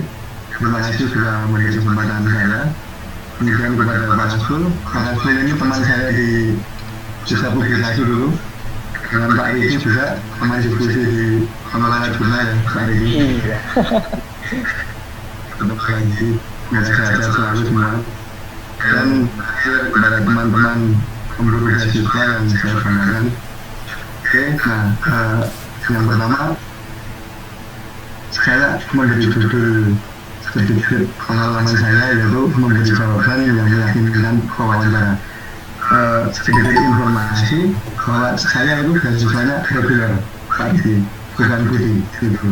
Jadi kalau beasiswa Budi mungkin lebih memiliki alasan karena setelah lulus dia akan mengabdikan dirinya di universitas. Iya. Pak Rahmat ini senior saya ini, PK 131 dia. Iya, saya 131 Pak. Senior nih. Namanya Arudala juga saya. Oke. Jadi saya berpikir bahwa karena saya reguler setelah lulus belum tentu mendapatkan home base gitu. Artinya belum ada tempat kembali sehingga saya harus memberikan jawaban yang memuaskan gitu sehingga saya bisa diterima. Nah, jadi ini saya kemudian ada 3 tahap seperti ini, ada seleksi berkas yang tadi sudah dijelaskan oleh Pak Riki, kemudian ada seleksi berbasis komputer, kemudian yang terakhir ada seleksi substansi. Nah, wawancara ini merupakan salah satu bagian dari seleksi substansi, yaitu setelah verifikasi, LGD, dan wawancara.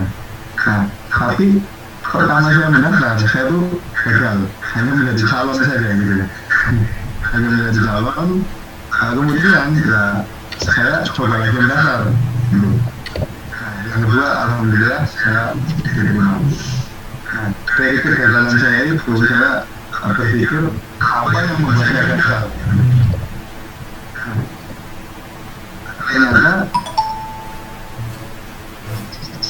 tes substansi itu 60% proporsinya dari semua tahap yang lain. Tahap yang satu itu 40%, sedangkan substansi ada wawancara di dalamnya itu bobotnya 60%, jadi sangat besar, 1,5 kali dari bobot yang lain.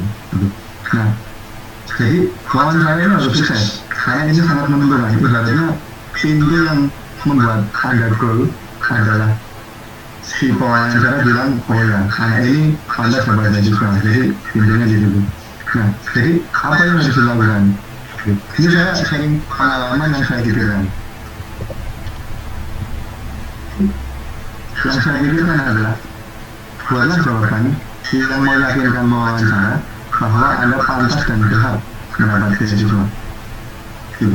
Atau dalam bahasa saya, buatlah jawaban yang menutup peluang bagi wawancara untuk berkata tidak. Dan wawancara tidak punya pilihan lain selain menerima Anda. Nah, ini kondisi kita berbeda-beda, jadi kalian pikirkan ini supaya wawancara tidak ada peluang untuk berkata tidak. Nah, bagaimana caranya? Saya membagi menjadi 5 hal yang saya pikirkan. Jadi yang pertama, saya sependapat dengan Pak Edi tadi, yaitu luruskannya, karena ini akan menentukan jalan yang dipilih dan akan menentukan jawaban Anda saat wawancara. Jadi sepertinya tidak bisa berpura-pura gitu.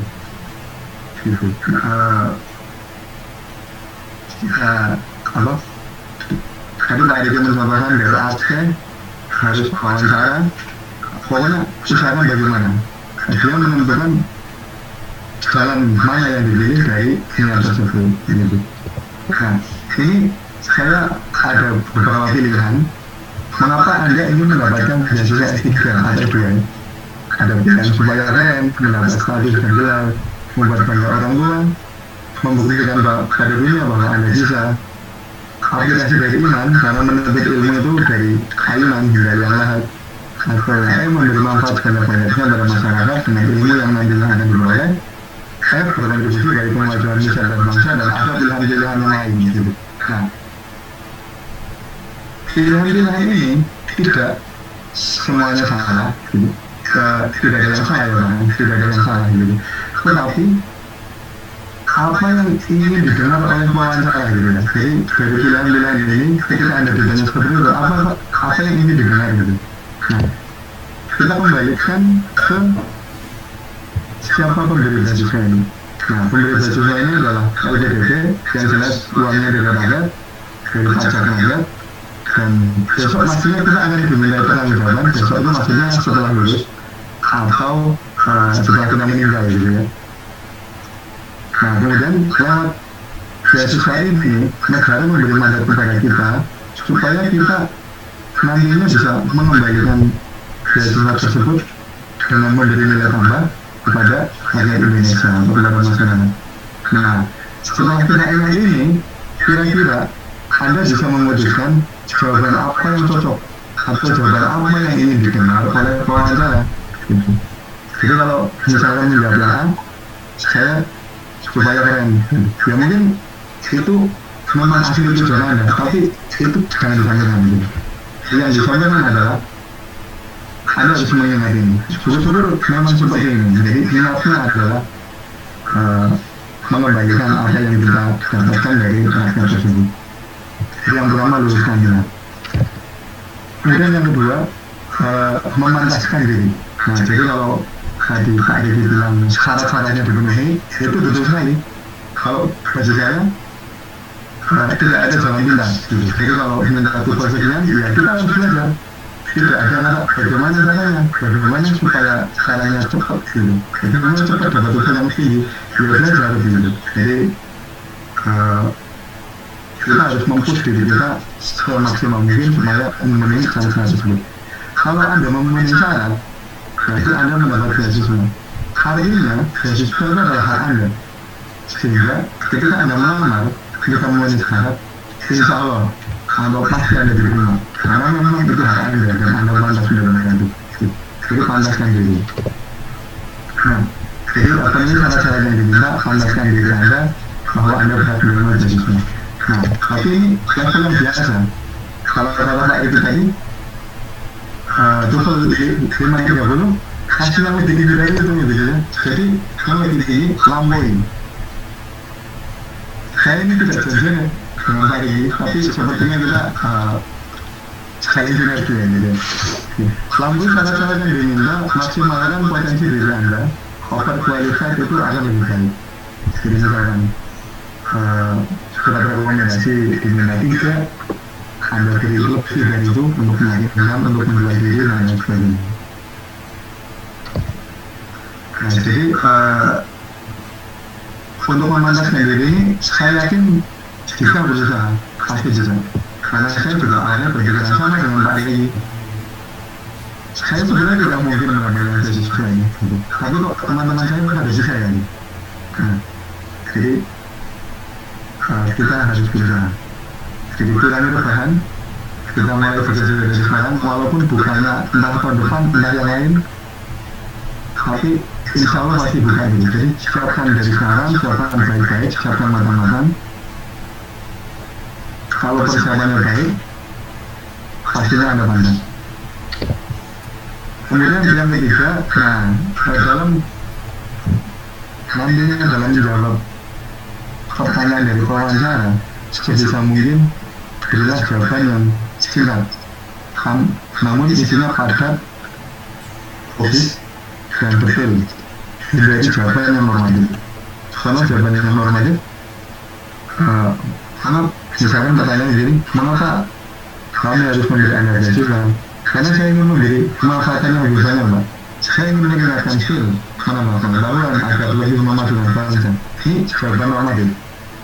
Nah, jadi didetailkan lagi bagaimana cara Anda memberi pemanfaatan yang lebih banyak. Misalkan saya banyak mengikuti kegiatan sosial, saya akan mengikuti karena saya di LSM terus bergerak di bidang ini itu dan lain sebagainya. Jadi jangan sekedar jawaban-jawaban yang normatif ini, tapi betulkan dan logis masuk akal gitu. Kemudian sering juga beredar tentang isu-isu sosial, misalkan untuk saat ini seperti undang-undang HIT, perpanjangan PKI, misalkan seperti itu. Nah, terus apapun jawaban Anda, walaupun misalkan kontroversial, Anda punya pandangan sendiri, namun jika logis dan berdasar itu tidak menjadi masalah. Kemudian jawablah dengan objektif dengan memberikan analisis dan pengetahuan kritis mengenai hal tersebut. Jadi usahakan Anda tidak berada pada posisi yang saya setuju, saya tidak gitu. Tapi lebih baik sisi positifnya di mana, sisi negatifnya di mana, gitu. Disampaikan seperti itu analisisnya. Kemudian jawablah pada substansi yang ditanyakan, kurangi baper, terutama saat ada pertanyaan personal atau yang terkesan memojokkan kita. Jadi seperti itu memang ada wawancara yang tugasnya seperti itu. Jadi membuat kita merasa terpojok gitu. Jadi misalkan saya sering mendengar gitu dari teman-teman, selain ada yang mohon maaf, ini ada yang pakai jenggot gitu, celananya yang dulu ditanya, apakah Anda terlibat HTI? Apakah Anda setuju dengan Pancasila jika diganti hukum-hukum Islam, misalnya seperti itu? Nah, itu bagi beberapa orang membangkitkan emosi ya pastinya. Tapi Anda harus menjawab dengan cerdas. Jadi tidak usah baper. Substansinya apa? Kalau substansinya menanyakan apakah Pancasila bisa diganti sebenarnya. Ya jawabnya seperti itu. Jadi emosinya tidak hilang gitu. Kemudian ini yang ke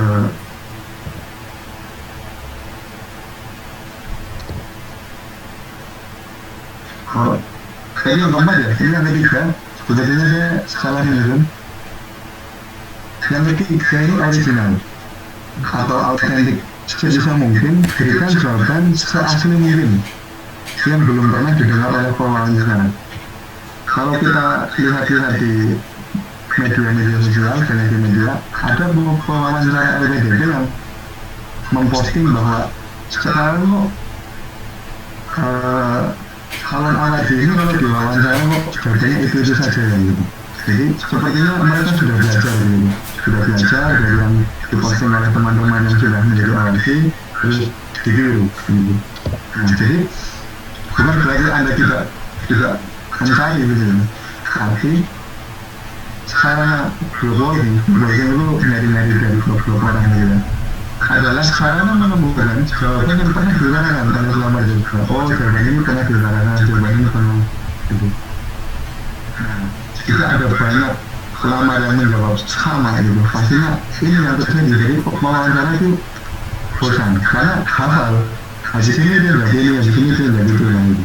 Jadi Anda susun jawaban Anda sendiri sehingga original kan.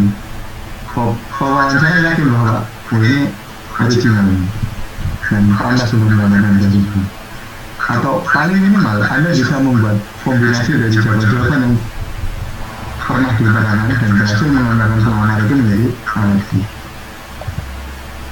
Jadi itulah diri sendiri, karakter Anda sendiri, jawab dengan konsisten dan jujur. Karena jadi wawancara itu ada di dalam satu dari praktisi, dua akademisi, yang ketiga adalah dari psikolog. Nah, psikolog ini pertanyaannya itu satu personal, yang kedua dia sering bolak-balik dulu. Nah, kalau kita tidak jujur, nanti ketahuan bahwa kita jawabannya tidak konsisten. Nah, jadi usahakan jujur. Jika ada hal yang ingin tidak diutarakan, ya jawab seperlunya saja gitu. Tapi yang penting konsisten, jujur dan jadi diri sendiri. Jadi wawancara tahu bahwa sekarang saya, Rahmat ini karakternya seperti ini. Bisa dideteksi. Dan ini yang terakhir, meyakinkan.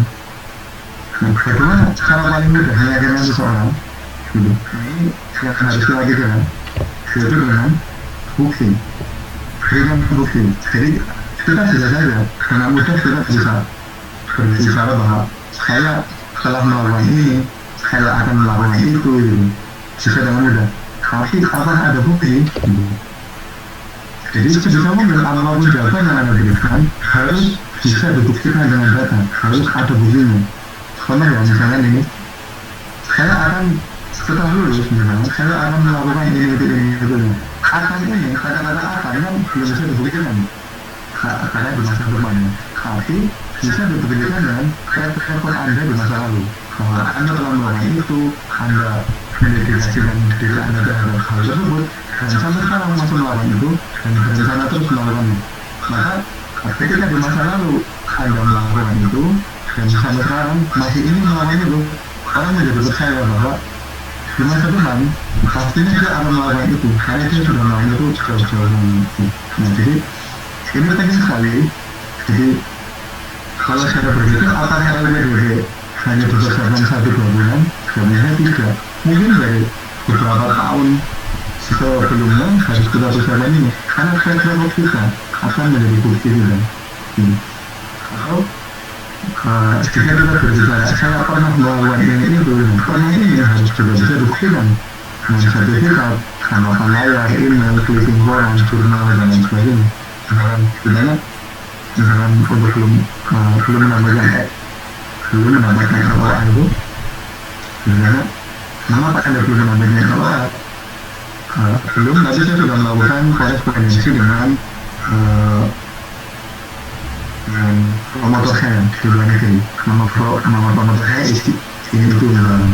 Nah, itu bisa di screenshot atau bisa di print emailnya. Jadi semua yang Anda katakan itu ada buktinya.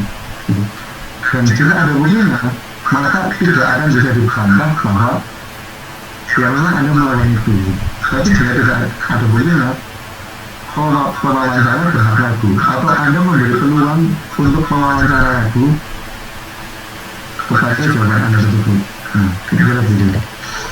Jadi bukti yang banyak di masa lalu dan komitmen Anda untuk terus melakukan hal itu demi kemanfaatan masyarakat adalah hal yang membuat Anda susah ditolak. Atau paling tidak, pewawancara itu perlu berpikir ketika akan menolak Anda.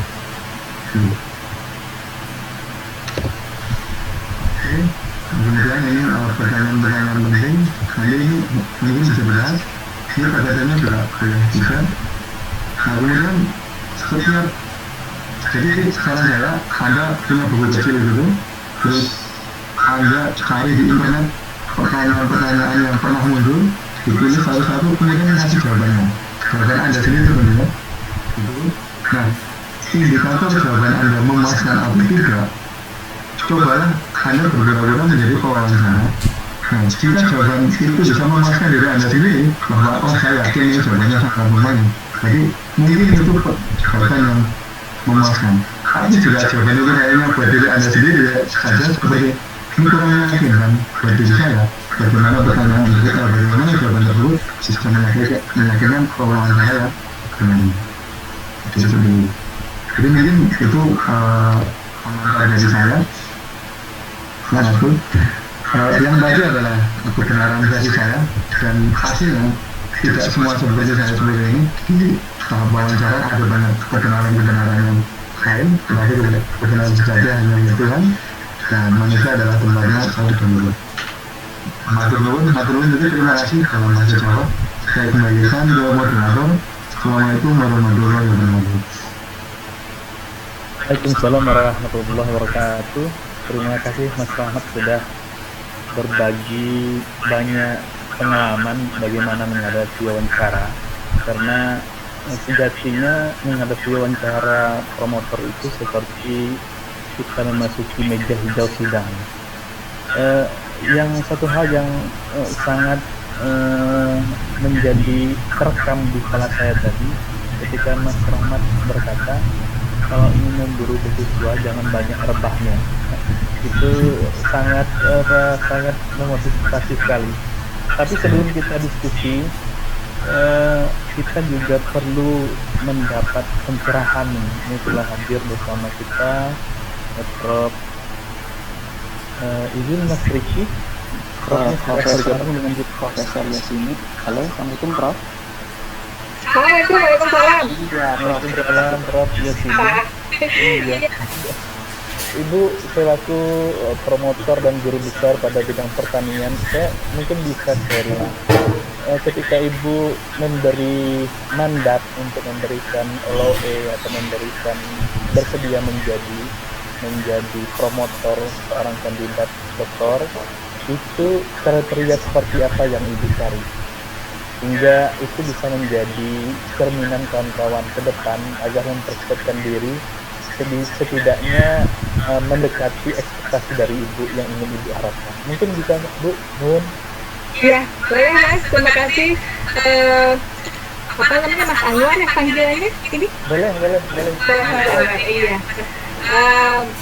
Sebetulnya sih kalau ini Mas, mahasiswa itu yang pertama itu biasanya dilihat itu passionnya itu apakah apakah memang dia ingin sekolah atau hanya akan gengsi aja gitu bersekolah, atau memang dia ingin menjadi seseorang yang memiliki nilai, memiliki arti dan bermakna gitu ya. Jadi bisa dilihat dari karakternya juga, apakah ini anak ini memang sekolah hanya ingin menjadi pejabat misalnya ya Mas ya, atau memang apakah ini sekolah memang ingin mengembangkan keilmuannya, atau memang sekolah hanya untuk gaya-gayaan gitu, hanya sebagai supaya dia lebih kelihatan di mata mertua mungkin lebih berharga gitu ya Mas ya.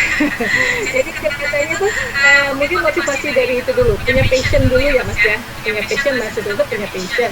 Terus juga ada semangat nggak sih dari mahasiswa itu sendiri, kan kita kelihatannya bisa nanya-nanya sama mahasiswa itu bagaimana dulu S1, S2 dan seperti apa, lalu di situ cita-citanya mungkin kita bisa memberikan mendapat gambaran sebetulnya mahasiswa ini mau seperti apa gitu ya Mas ya.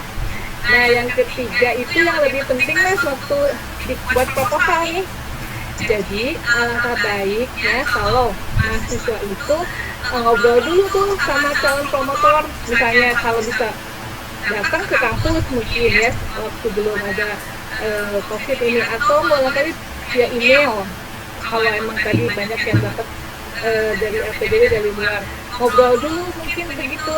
Lalu misalnya harus dilihat dulu nih dosennya itu saat ini lagi mengembangkan apa, lagi mengembangkan keilmuan apa, apakah dari metodologinya, ataukah dari substansinya, ataukah dari apanya, dari yang keunikan dari dosen yang lagi saat ini digeluti gitu loh Mas. Misalnya nih sebagai contoh nih, Mas Riki ini rajin dan memang qualified gitu ya untuk menjadi mahasiswa kami. Waktu itu yang lagi promotornya itu Pak Tommy mengembangkan sistem dinamik. Nah sudah banyak menggunakan itu, tapi saat ini dikembangkan kembali itu metodologinya menjadi agent based modeling. Nah, Riki ini harus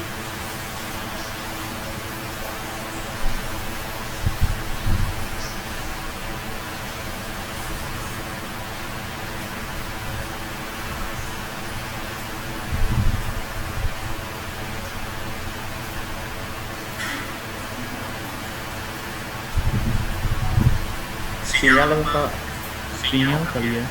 Sepertinya sinyalnya ini Pak Saiful. Iya, kita tunggu, tapi inti dari yang Ibu Prof Isin sampaikan tadi adalah, halo Bu Prof, apa mikrofonnya izin Prof dinyalakan? Iya. kedengaran Mas sekarang? Sudah Bu Prof, sudah. Tadi kedengaran nggak yang tadi? Agak putus beberapa detik. Oh iya, memang ini lagi jelek nih.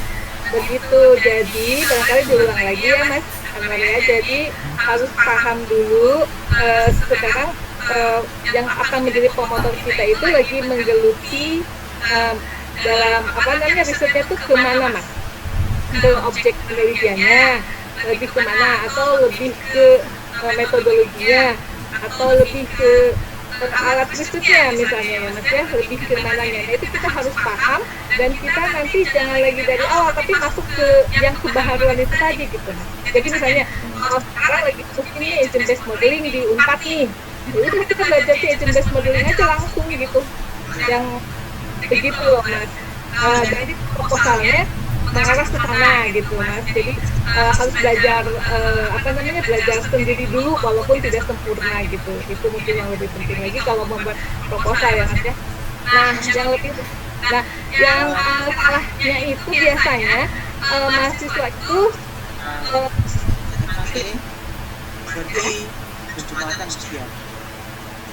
Tidak terlanjut kok, ada trouble. Oke. Jadi biasanya gini Mas, dosen-dosen itu suka ada yang salah. Salahnya gini, carilah kamu literatur sebanyak mungkin, lalu cari gap. Dari riset itu gapnya apa? Nah sebetulnya nggak gitu sih. Sebetulnya kalau mau memiliki passion yang bagus tuh boleh membaca jurnal yang banyak. Bacalah jurnal sebanyak-banyaknya. Itu sebagai ilmu pengetahuan kita Mas. Nah lalu kita mengamati di lapangan. Jadi kita berhayal dulu nih, apa sih kata yang akan kita pecahkan? Misalnya A, B, C, D. Nah, dari hayalan kita itu ada tidak sih teori yang mendukung dugaan kita? Nah, teori yang mendukung dugaan kita itu adanya di sejumlah doa yang kita baca. Nah, lalu dimatchingkan dengan promotor nih. Promotor tuh kebaharuannya di mana gitu. Jadi memang harus agak kompleks ya antara bacaan yang harus kita baca banyak jurnal, lalu kita juga harus berkontemplasi apa sih yang mau kita pecahkan, lalu dimatchingkan dengan saat ini dosennya lagi mengembangkan apa gitu mas. Sehingga kita kan kalau buat riset, buat proposal, kalau karya ilmiahnya nggak dibaca orang kan sayang juga ya, udah capek gitu. Tapi kalau bagus dan kita ngasih makanan yang bagus juga sama mahasiswa, ngasih jurnal-jurnal yang bagus, ngasih pengetahuan yang bagus, pasti nanti keluarnya juga akan menghasilkan riset yang bagus, dan itu banyak disitasi orang itu mas. Jadi tidak sia-sia nanti ada timbal balik, mahasiswa juga mendapatkan ya apa yang diharapkan, tapi dari dosen juga sama-sama belajar. Jadi dosen yang egois tuh jangan egois, jadi harus sama-sama belajar juga gitu loh. Dosennya juga harus sama-sama belajar. Oh ini nih jurnal yang bagus, oke, kamu baca, saya juga baca, nanti dapatnya apa gitu. Jadi mahasiswa itu mungkin yang diharapkan adalah harus paham dulu sebetulnya dosennya ini lebih seperti apa gitu loh mas ya. Dari bisa dilihat sih dari riset-riset dari Google Scholar-nya kan kelihatan tuh. Nah, cites ini kemana tuh arahnya? Kita baca tuh makalah-makalahnya gitu. Nah, sehingga tidak jauh-jauh amat. Misalnya promotornya tentang lingkungan, saya mau tentang marketing, boleh aja sih, tapi dihubungkan misalnya jadi menjadi green marketing bisa aja. Tapi itu perlu wawasan dan perlu komunikasi yang intens ya mas, dengan calon promotor, dengan promotor ya mungkin. Itu Mas Ahmad. Ya. Oke, Prof, terima kasih Prof Yosini, banyak sekali informasi yang dibagikan oleh Prof Yosini. Ada beberapa poin yang saya tangkap. Pertama, memang kita perlu tracking penelitian yang sedang tren, khususnya yang sedang digeluti oleh promotor tersebut. Dan yang kedua, artinya kita harus update dan upgrade pengetahuan kita tentang tren riset terbaru yang sedang dilakukan baik oleh promotor maupun yang sedang berkembang di dunia pendidikan. Kemudian salah satu poinnya, kita jangan ngoyo dengan keinginan kita sendiri tanpa memperhatikan misalnya konsen dari promotor itu sendiri. Mungkin itu dari inti dari proses ini yang perlu menjadi catatan kita semua. Terima kasih, ini jadi pembicara dadakan kami nih Prof di sini. Terima kasih banyak Prof. Terima kasih banyak. Boleh saya nambahin Boleh. Siap. Ya kebetulan sih anak saya juga dapat award dari APDP. Saat ini lagi dapat desktop ke Belanda nih, lagi S3. Nah, waktu saya tanya itu yang pertama itu katanya mahasiswa itu harus apa sih kontribusinya kepada Indonesia gitu, mas, itu yang penting. Apa itu kontribusinya kepada Indonesia? Nanti kalau sudah pulang. Dan yang kedua, yang lebih menonjol itu dia itu harus aktif di berbagai organisasi pada saat mahasiswa. Begitu mas, pada saat mahasiswa. Dan yang ketiga adalah pada saat dia kumpul sama teman-teman yang lain, pada saat diskusi tidak boleh dominan sendiri gitu, karena itu melihat apakah orang ini bisa bekerja sama atau tidak. Itu mungkin yang ketiga. Dan yang keempatnya adalah ini, yang keempat tentunya bahasa Inggris dan lain sebagainya harus perlu. Dan anak saya kenapa menang? Karena anak saya itu pernah mendapatkan dana pengabdian masyarakat dari USAID mas, waktu S2-nya di Amerika. Nah, pengabdian ke masyarakatnya itu yang mendapat nilai tinggi, sehingga itu menjadi nilai tambah gitu. Nah, mahasiswa atau adik-adik yang mau ke PDP nanti, apa sih yang pernah saya lakukan di masyarakat? Nah, itu barangkali akan menambah nilai tambah, nilai daripada yang lain. Gitu Mas Ahmad. Iya, alhamdulillah Ibu, ini bertambah lagi pengetahuan kita kawan-kawan. Ini kegiatan yang baik sekali khususnya bagi kita pemburu beasiswa. Saya tadi berpikirnya Mas Rahmat Basuki sama Mas Riki hanya penggiat jurnal yang gila. Rupanya pencari beasiswa juga adalah orang-orang yang gila dalam tanda kutip, gila untuk mengupdate dan mengupgrade kemampuan dirinya untuk siap. Artinya ketika Mas Rahmat tadi harus menemukan apa Mas Riki, menemukan cara, bukan mencari cara gitu ya.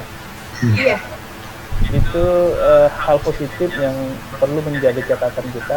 Prof, di sini mungkin nanti ke depan bisa dibangun kerjasama dengan kami dari Sky Asanta, kami kampus kecil di bidang pendidikan agama. Mungkin ada kolaborasi dan sinergisitas yang bisa dibangun dengan kampus kami. Kami sangat menerima, sangat siap Bu Prof. Kawan-kawan, saya yakin sudah banyak yang ingin bertanya. Sudah ada juga yang dijawab oleh Mas Rahmat. Saya lihat di kolom chatnya. Silakan untuk sesi pertama kita 2 pertanyaan aja dulu. Silakan langsung dari siapa dulu? Dari Mas Irwan Abdullah. Ya, silakan Mas Irwan, dari kampus mana dan namanya juga boleh ditanyakan kembali. Assalamualaikum warahmatullahi wabarakatuh. Selamat siang menjelang sore waktu Indonesia Timur, Pak. Saya dari kampus STKIP Kira Ternate. Saya izin bertanya kepada Pak Riki terkait dengan persyaratan untuk mengikuti LPDP. Salah satunya adalah bahasa Inggris, yaitu TOEFL. Jadi di sini saya mau bertanya itu terkait dengan sertifikat TOEFL. Apakah diwajibkan untuk sertifikat yang lain seperti pusat tes layanan Indonesia yang diterbitkan oleh PLTI?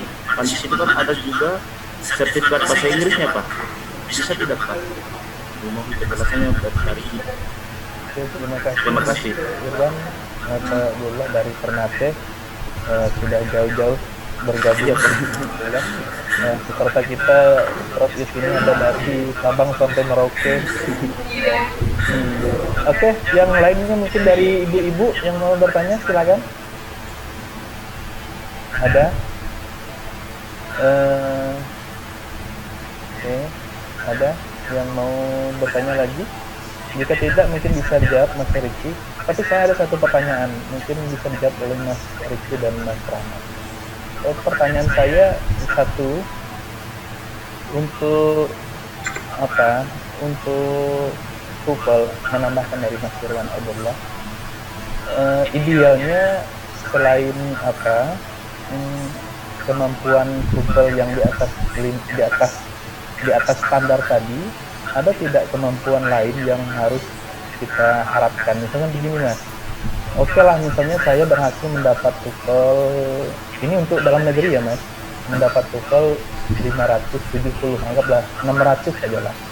Namun pas wawancaranya saya justru speakingnya lemah misalnya. Apakah itu juga menjadi perhatian agar fokus dari para pemburu beasiswa ini hanya tidak TOEFL? Karena beberapa kasus justru jatuh karena speakingnya. Mungkin bisa dijawab Mas Riki atau Mas Rahmat. Demikian, terima kasih. Iya. Baik, Pak Rahmat saya dulu nih.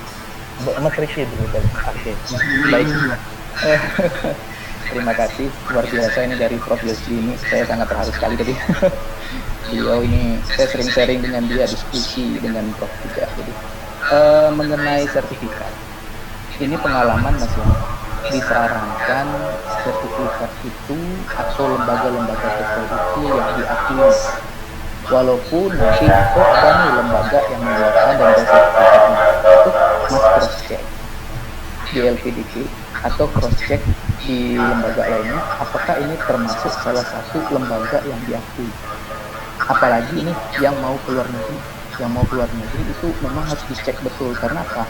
Banyak instansi yang memang mengeluarkan, lembaga-lembaga dia mengeluarkan sertifikat, tapi dalam sistem seleksi TOEFL-nya ada permainan. Nah itu yang nggak mau diterima. Dia memang harus benar-benar berlisensi. Kayak saya tesnya waktu itu di Jakarta itu luar biasa ketat. Pensil jatuh itu dia yang ngambil, nggak boleh kita ngambil. Bergerak kita sedikit itu nggak boleh, ditegur sama dia. Nah itu yang diinginkan. Jadi memang benar-benar license. Banyak sih beberapa lembaga-lembaga yang punya license, bisa dicari di Google, dan juga nanti terdata juga, ada juga itu dikeluarkan dari beberapa institusi, bisa dicek. Jadi saran saya dicek dulu korespondensinya, memang harus benar-benar tulisan. Kalau memang yang Mas bilang itu oke, welcome, ini bisa dipakai, why not? Dan jangan khawatir, juga terkait dengan pembicaraan Mas Kasbul, bagaimana sih kalau bahasa Inggris kita itu pas-pasan ya, tapi TOEFL-nya tinggi. Nah, ini jadi curiga nih. Itu yang muncul kecurigaan. TOEFL-nya 600, ketika diwawancara, kok ini bahasa Inggrisnya? Kan jadi curiga nih. Nah, itu makanya tadi, kalau TOEFL-nya 600 dan wawancara ini pasti akan menggambarkan diri kita. Makanya jangan coba-coba kita berbohong atau bermain mata, karena akan terbuka. Tapi, nah ini ada tapi. Biasanya untuk kampus dia terbagi dua itu nanti. Anda kampus dalam negeri atau luar negeri? Kampus dalam negeri itu biasanya ditanya pakai bahasa Indonesia. Kalau saya kemarin karena saya sedikit agak sok-sokan dalam negeri, saya pakai bahasa Inggris saja. Kenapa? Saya ingin menjual diri saya ingin mempromosikan diri saya. Ini loh, saya ini memang ingin lanjutan S3, saya memang benar-benar kampus saya tunjukkan bahasa Inggris ya. Nah kalau untuk yang kampus luar negeri, BP Budi luar negeri itu maksudnya, itu memang wajib pakai bahasa Inggris wawancaranya. Semuanya harus menggunakan bahasa Inggris. Itu Mas Kasbul. Jadi hati-hati, jangan bangga dengan TOEFL kita 600, tapi pas wawancara ketahuan. Itu aja sih Mas. Mungkin Mas Rahmat bisa ada yang Terima kasih Pak Mahfud. Saya mengambil sedikit dari Pak Irwan tadi. Untuk PLTI bagaimana? Setahu saya PLTI belum diakui LPDP. Jadi usahakan sertifikatnya itu dari ITS namanya. ITS, Educational Testing System. Gitu. Jadi dia menerbitkan ITC sama ITC, dan satu lagi yang dari IELTS. IELTS itu tapi bukan ITS. Gitu. Jadi pokoknya yang diminta saja di LPDP itu apa, itu yang dipenuhi. Gitu. Jadi kalau kayak mungkin buat latihan gitu. Ya terus kemudian yang untuk yang TOEFL misalkan menambahkan 600 tadi, saya sedikit berbeda pandangan. TOEFL untuk 600 itu adalah TOEFL ITT. Jadi dia tidak ada speakingnya gitu. Jadi kita mungkin ya jika speakingnya itu ya kita bisa beralasan bahwa kenapa speakingmu hanya biasa saja padahal TOEFLmu 600. Karena itu TOEFL ITT Pak. TOEFL ITT itu tidak ada speakingnya, tapi hanya writing dan listening gitu. Nah, artinya kita kuat di writing kan. Nah, kita buktikan dengan misalkan kalau saya waktu itu ya saya speakingnya juga biasa saja bahasa Inggris. Cuma saya punya 550 lebih dari Pak itu ya. Tapi saya kuatkan dengan saya menulis beberapa jurnal gitu. Dalam bahasa Inggris ya, jurnal internasional dengan minimal Q3 gitu. Nah, kita kasihkan, tetapi saya memiliki kemampuan menulis yang cukup baik Pak. Dan ini akan saya upgrade terus gitu. Nah, itu juga menurut saya penting. Jadi buat teman-teman, tapi kalau TOEFL-nya itu ITT itu maksimalnya 120. Jadi misalkan dapatnya 120, tapi skillnya saya itu dari pertanyaan gitu. Mungkin begitu. Oke, terima kasih Mas Riki, Mas Rahmat. Ini ada beberapa pertanyaan di chat kita. Ini yang dari Ibu Indah Kusumawati. Saya dari kampus Universitas Muhammadiyah Tangerang. Saat ini sedang menempuh doktoral di kampus Manila University di Filipina. Katanya beasiswanya Daya Mandiri. Pertanyaannya, apakah bisa mengajukan beasiswa LPDP? Kalau untuk izin saya jawab, kalau untuk kampus perguruan tinggi di bawah PTKI itu ada beasiswa menyelesaikan studi. Saya belum mendengar apakah di LPDP ada penyelesaian studi untuk program S3. Kalau di bawah Diktis itu ada beasiswa menyelesaikan studi. Berikutnya ada pertanyaan dari Bu Lailatul Fitriah. Di kampus itu banyak organisasi. Kira-kira apa yang bisa organisasi yang bisa kita input dalam CV kita untuk menambah daya jual kita. Mungkin itu bisa dijawab oleh Mas Rahmat atau Mas Beki. Kemudian pertanyaan berikutnya dari Iwan Prabowo, bagaimana untuk LPDP dengan bahasa di luar bahasa Inggris, misalnya bahasa Arab. Nah, itu sepertinya sudah ada tadi ada aturan berkas ya Mas ya, yang dari bahasa Arab berapa toapnya, terus yang dari kampus Italia dan Prancis itu kan berbeda bahasanya, itu juga ada aturan tersendiri. Mungkin bisa dijawab yang Mas Diki sama Ini dulu silakan. Saya dulu Pak. Mas Rahmat. Oke. Ya, pertanyaan dari Ibu Indah. Satu pertanyaannya dulu Bu.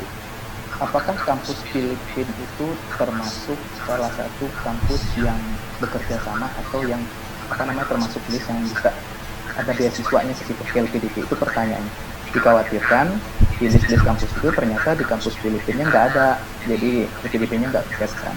Kemudian kalau untuk Budi itu setahu saya kalau ongoing dia nggak ada untuk beasiswa apalagi sudah berjalan. Tapi kita nggak tahu nih apakah ada kebijakan dan lain sebagainya. Mungkin bisa kita lihat putusan terbarunya bagaimana sih untuk LPDP-nya. Ini juga saya belum berani untuk memberi, takut nanti saya salah menyampaikan atau bagaimana. Tapi itu tadi yang penting, lihat dulu kampus kita apakah masuk dalam list dari LPDP-nya.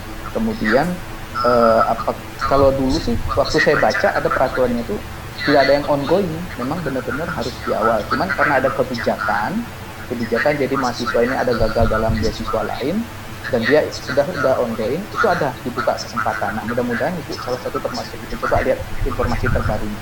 Kemudian Ibu Lailatul Fitriyah ini untuk organisasi ini menjadi mahasiswa, kira-kira organisasi apa yang bisa maksimalkan kita? Banyak, lebih khususnya organisasi yang berkecimpung langsung dengan masyarakat. Kontribusinya banyak sekali. Salah satunya apa? Hal yang paling sepele yang saya masukin apa? Saya tergabung di organisasi Klub Vespa. Itu dipertanyakan ketika wawancara. Ini maksudnya apa Pak Klub Vespa? Saya bilang, gini loh Pak. Dari Klub Vespa itu saya ikut mereparasi masjid, kemudian saya memberikan sosialisasi penyuluhan, baik itu narkoba dan lain sebagainya. Oh jadi itu, iya. Nah, itu salah satu organisasi yang intinya berkecimpung. Nggak masuk akal kan? Kok organisasi Vespa saya masukkan? Tapi saya ingin melihat kontribusinya, seperti yang bilang Mas Rahmat tadi. Jadi apapun yang berhubungan dengan masyarakat, nilai tambah kita apa, kita ini dianggap nggak sih di masyarakat, kita ini berperan nggak sih di masyarakat, itu organisasi. Lain organisasi yang hanya sekedar nongkrong, rokok-rokok, dan itu nggak masuk itunya di sini. Ya. Kemudian tadi yang satu lagi tadi apa ya Mas Kasko, yang tadi yang ada dua, yang terakhir itu ini juga tadi ada yang menyampaikan Bang, bahasa yang di luar bahasa Inggris ya, misalnya bahasa Arab. Bahasa Arab ada. Karena itu tadi kalau ingin keluar negeri, misalnya kampus mau di Arab, mau di Italia, kan mereka khusus bahasa itu. Nah, kita wajib memberikan bahasa itu, surat keterangan bahasa bahwa kita mampu bahasa itu ada di persyaratan. Jadi semuanya memang harus terdata.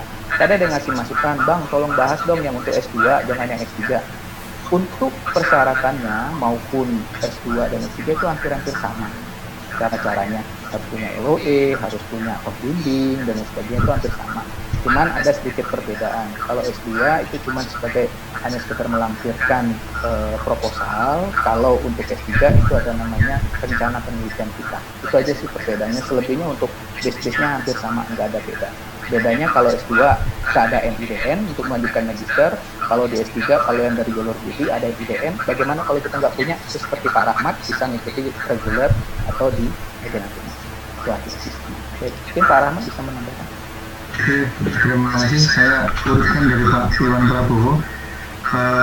Jadi begini, sepemahaman saya Pak Iwan. Jadi LPDP di daftar persyaratannya hanya mewajibkan misalkan TOEFL gitu ya. Berarti yang harus Bapak Prabowo ini TOEFL-nya. Nah, tapi ketika wawancara, misalkan ke mana, ke Arab misalnya. Nah, tutup aja di sana. bagaimana cara Anda berkomunikasi di sana?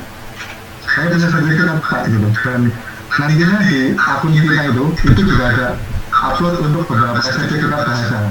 Tapi yang wajib misalkan mintanya bahasa Inggris, berarti walaupun dia ada bahasa Inggrisnya tetap dipenuhi gitu. Nah, lalu tambahannya adalah kita upload sertifikat sesuai negara itu gitu. Apalagi kalau itu menjadi syarat, itu berarti wajib gitu. So, kemudian Pak Dwi Priyatno dari IAIN Purwokerto, saya juga orang apa Pak? Saya dari Sumbing Pak. Ya, oke. Kemudian Bu Hailatul Fitria, organisasi apa yang betul sekali saya setuju dengan Pak Riko tadi dan Prof di sini, itu organisasi yang memberdayakan masyarakat. Biasanya sih organisasi sosial.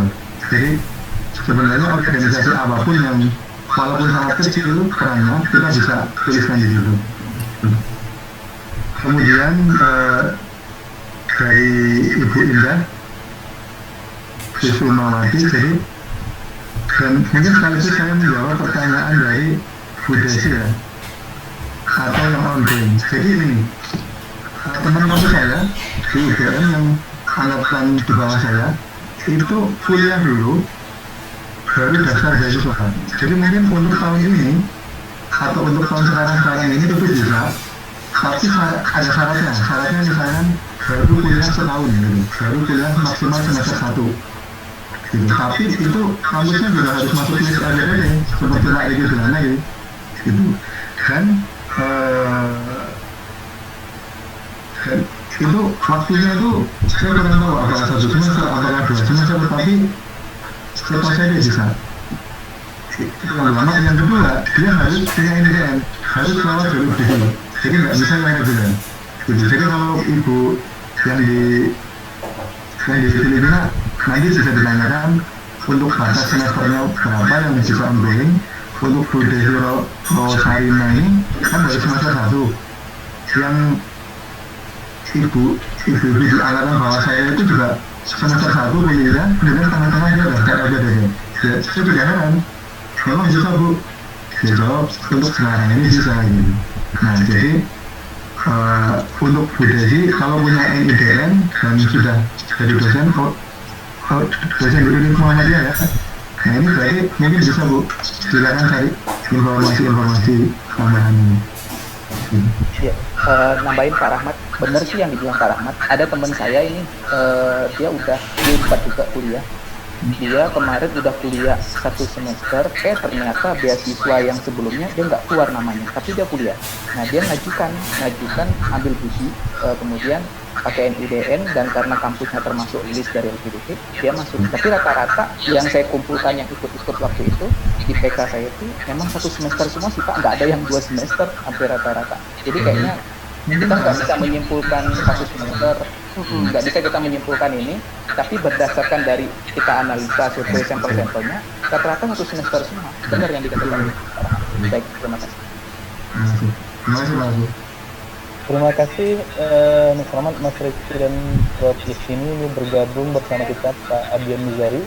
Beliau ini S3 dan S2-nya di Australia pada bidang teknologi pertanian. Pak Adian, apakah monitor kegiatan kami? Halo Pak Adian. Pak Adian Mizari. Oke, sepertinya beliau lagi sedang di depan ini. Ada yang mau bertanya lagi? Ini ada pertanyaan dari dari Ibu Yuliana Ningsih. Tadi sudah dijawab sedikit. Apakah pengabdian masyarakat itu bisa menambah atau menyumbang bagi untuk meraih beasiswa ini? Misalnya begini, saya ada pengabdian misalnya Mas Rahmat, Mas Riki, misalnya sebagai pengelola jurnal, misalnya anggaplah pengelola jurnal, atau saya tergabung dalam ada gerakan Indonesia Mengajar, itu ada mengikuti itu. Apakah hal-hal yang seperti itu juga menyumbang bagi sisi kita untuk beasiswa student? Mungkin bisa dijawab Mas Sisi selain Mas Rahmat. Iya. Pertanyaan itu Itu yang saya alami ketika diwawancara waktu itu, Mas Kasper. Minim sekali hal-hal yang saya lakukan terus ditanya, Bapak, apa yang pernah Bapak lakukan untuk daerah Bapak? Itu yang membuat saya stuck. Apa yang harus saya jawab ini? Takutnya nanti saya salah berbicara dan sebagainya. Apa pengabdian?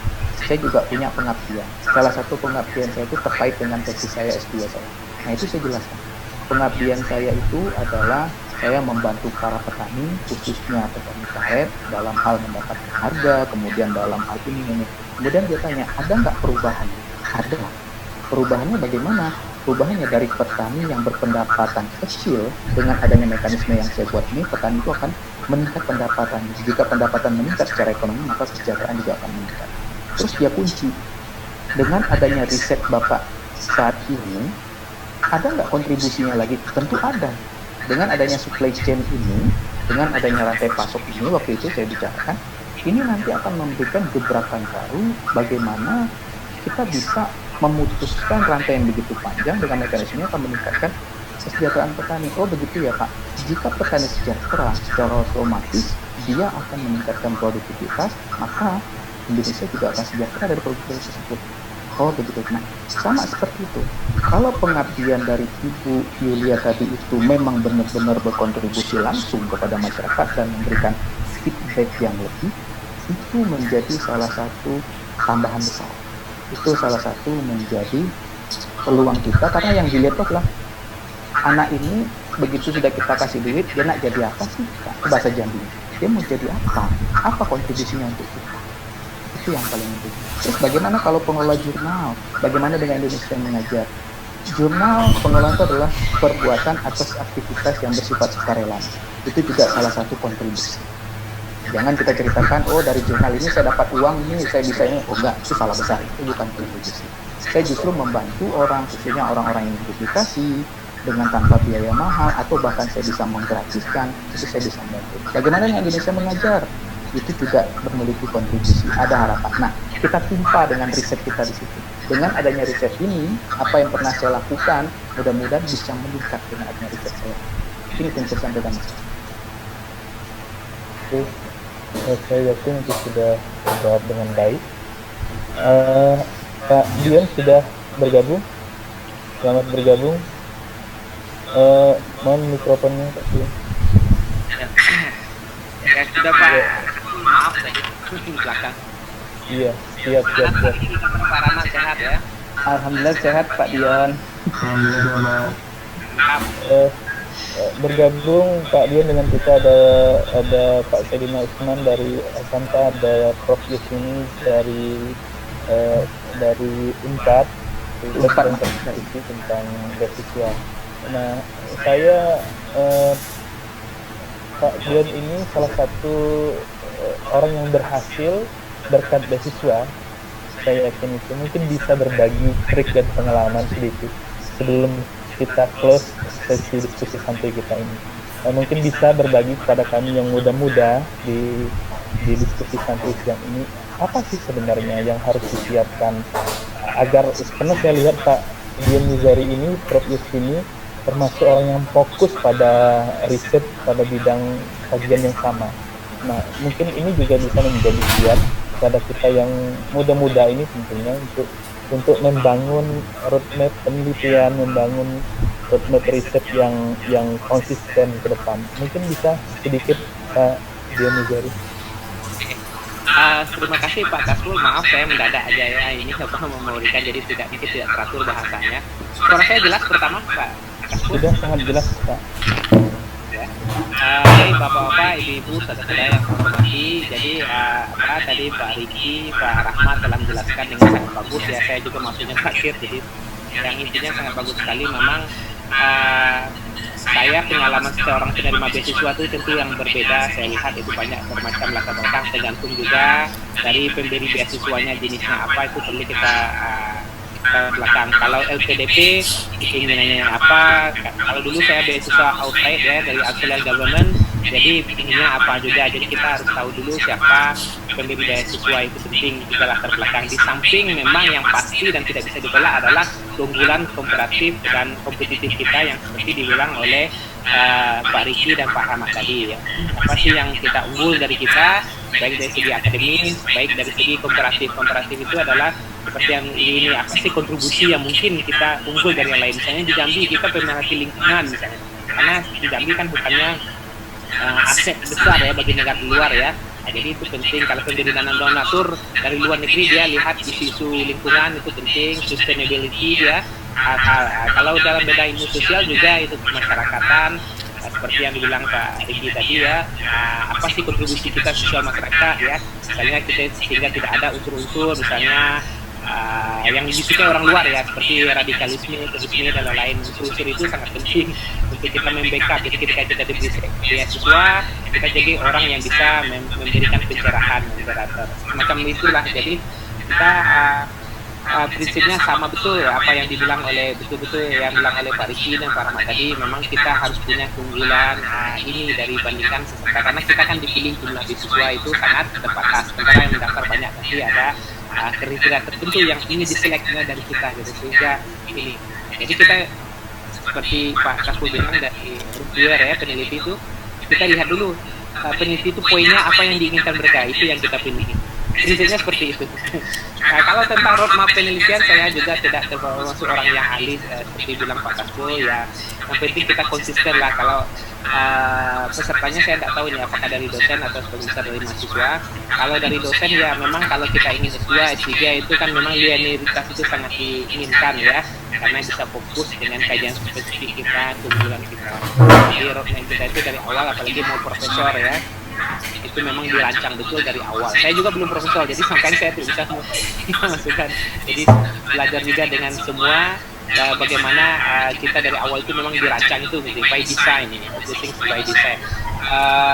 Jadi begitu sedikit Pak Kasbul dari saya bisa sampaikan, mohon maaf tidak terurut bahasanya ya. Sekali lagi saya ucapkan salam sukses Pak Riki ya. Pak Riki ini sering kita juga berdiskusi tentang banyak bahasa Inggrisnya juga hampir kayak Australia kemarin, nggak tahu kiranya saya karena kampus saya berbeda jadi tidak terlalu intens lagi komunikasinya. Pak Rahmat juga beberapa kali bertemu.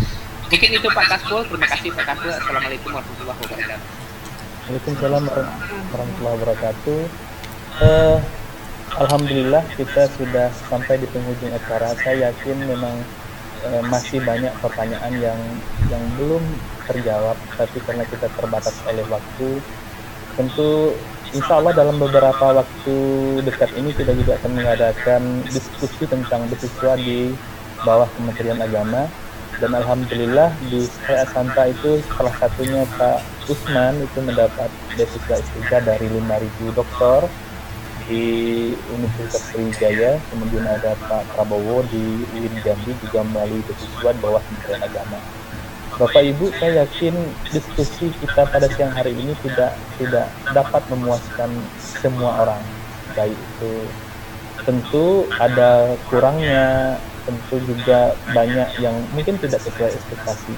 Namun inilah harapan kita, bahwasanya ada sedikit gambaran umum apa yang harus kita lakukan dalam waktu dekat ini, kemudian apa list yang harus kita selesaikan dalam hingga dibuka kembali penerimaan beasiswa IPDP ini.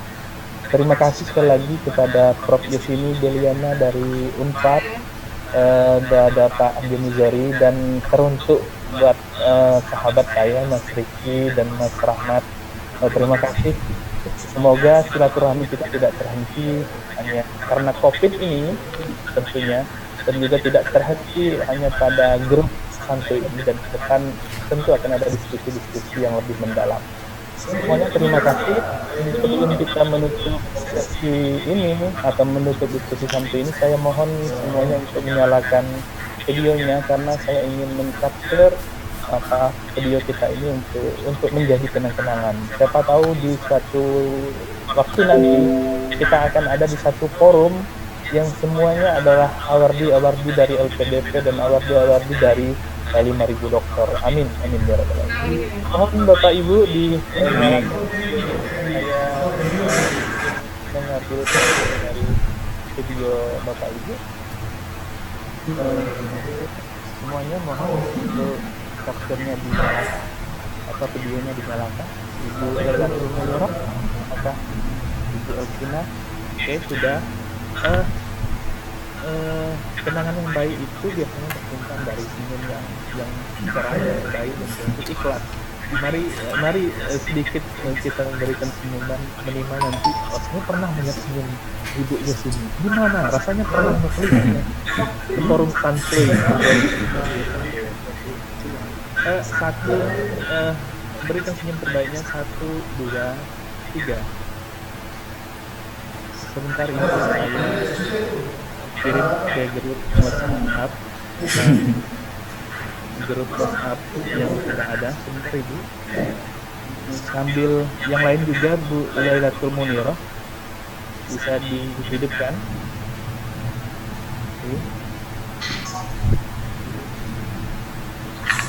Sebentar Ibu, Bapak Ibu sebentar. Maka saya akan masih sedikit loading sebentar.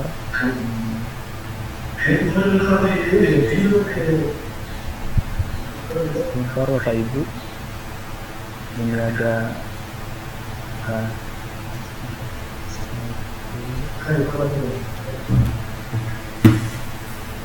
satu lagi, ini sudah nyala semuanya.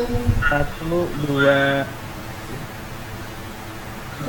3. Sebentar Bu ya, sebentar saya kirim lagi.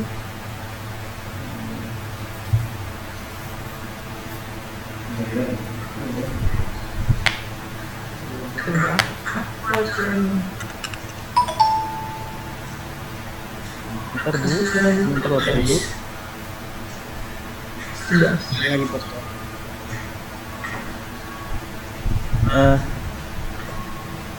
Oke.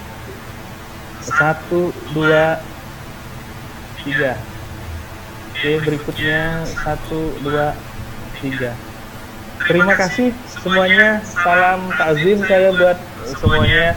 Semoga sukses dan selalu sehat dan semangat menjalani rutinitas di tengah pandemi ini.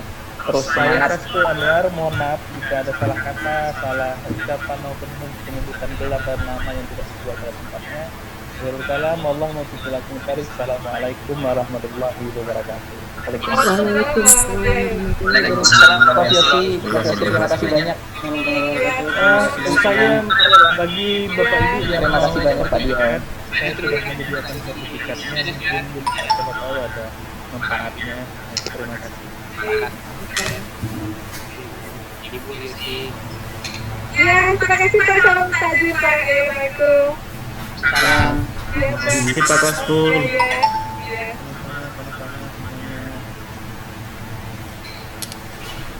Terima kasih Pak Rahmat, Pak Rizky. Ya, sama-sama. Salam dari Ternate. Harus semangat dari Ternate. Harus bisa dapat. Amin. Jangan menyerah, terus coba. Mas Riki sekarang di Bandung ya Mas? Iya, saya lagi di Bandung Mas. Bisa mungkin nanti Mas Rahmat bisa dekat-dekatan mungkin bisa silaturahmi. Mas Rahmat itu Mas Riki sudah Terima kasih atas semuanya Pak Rahmat. ya, Lagi semuanya sama-sama. Terima kasih. Sampai ketemu lagi. Mohon izin. Assalamualaikum. Waalaikumsalam.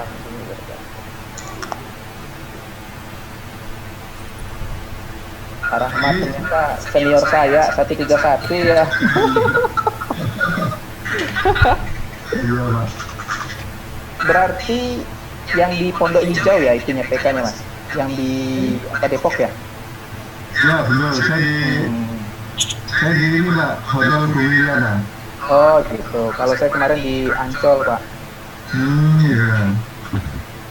Terakhir itu Pak. Terakhir sebelum COVID.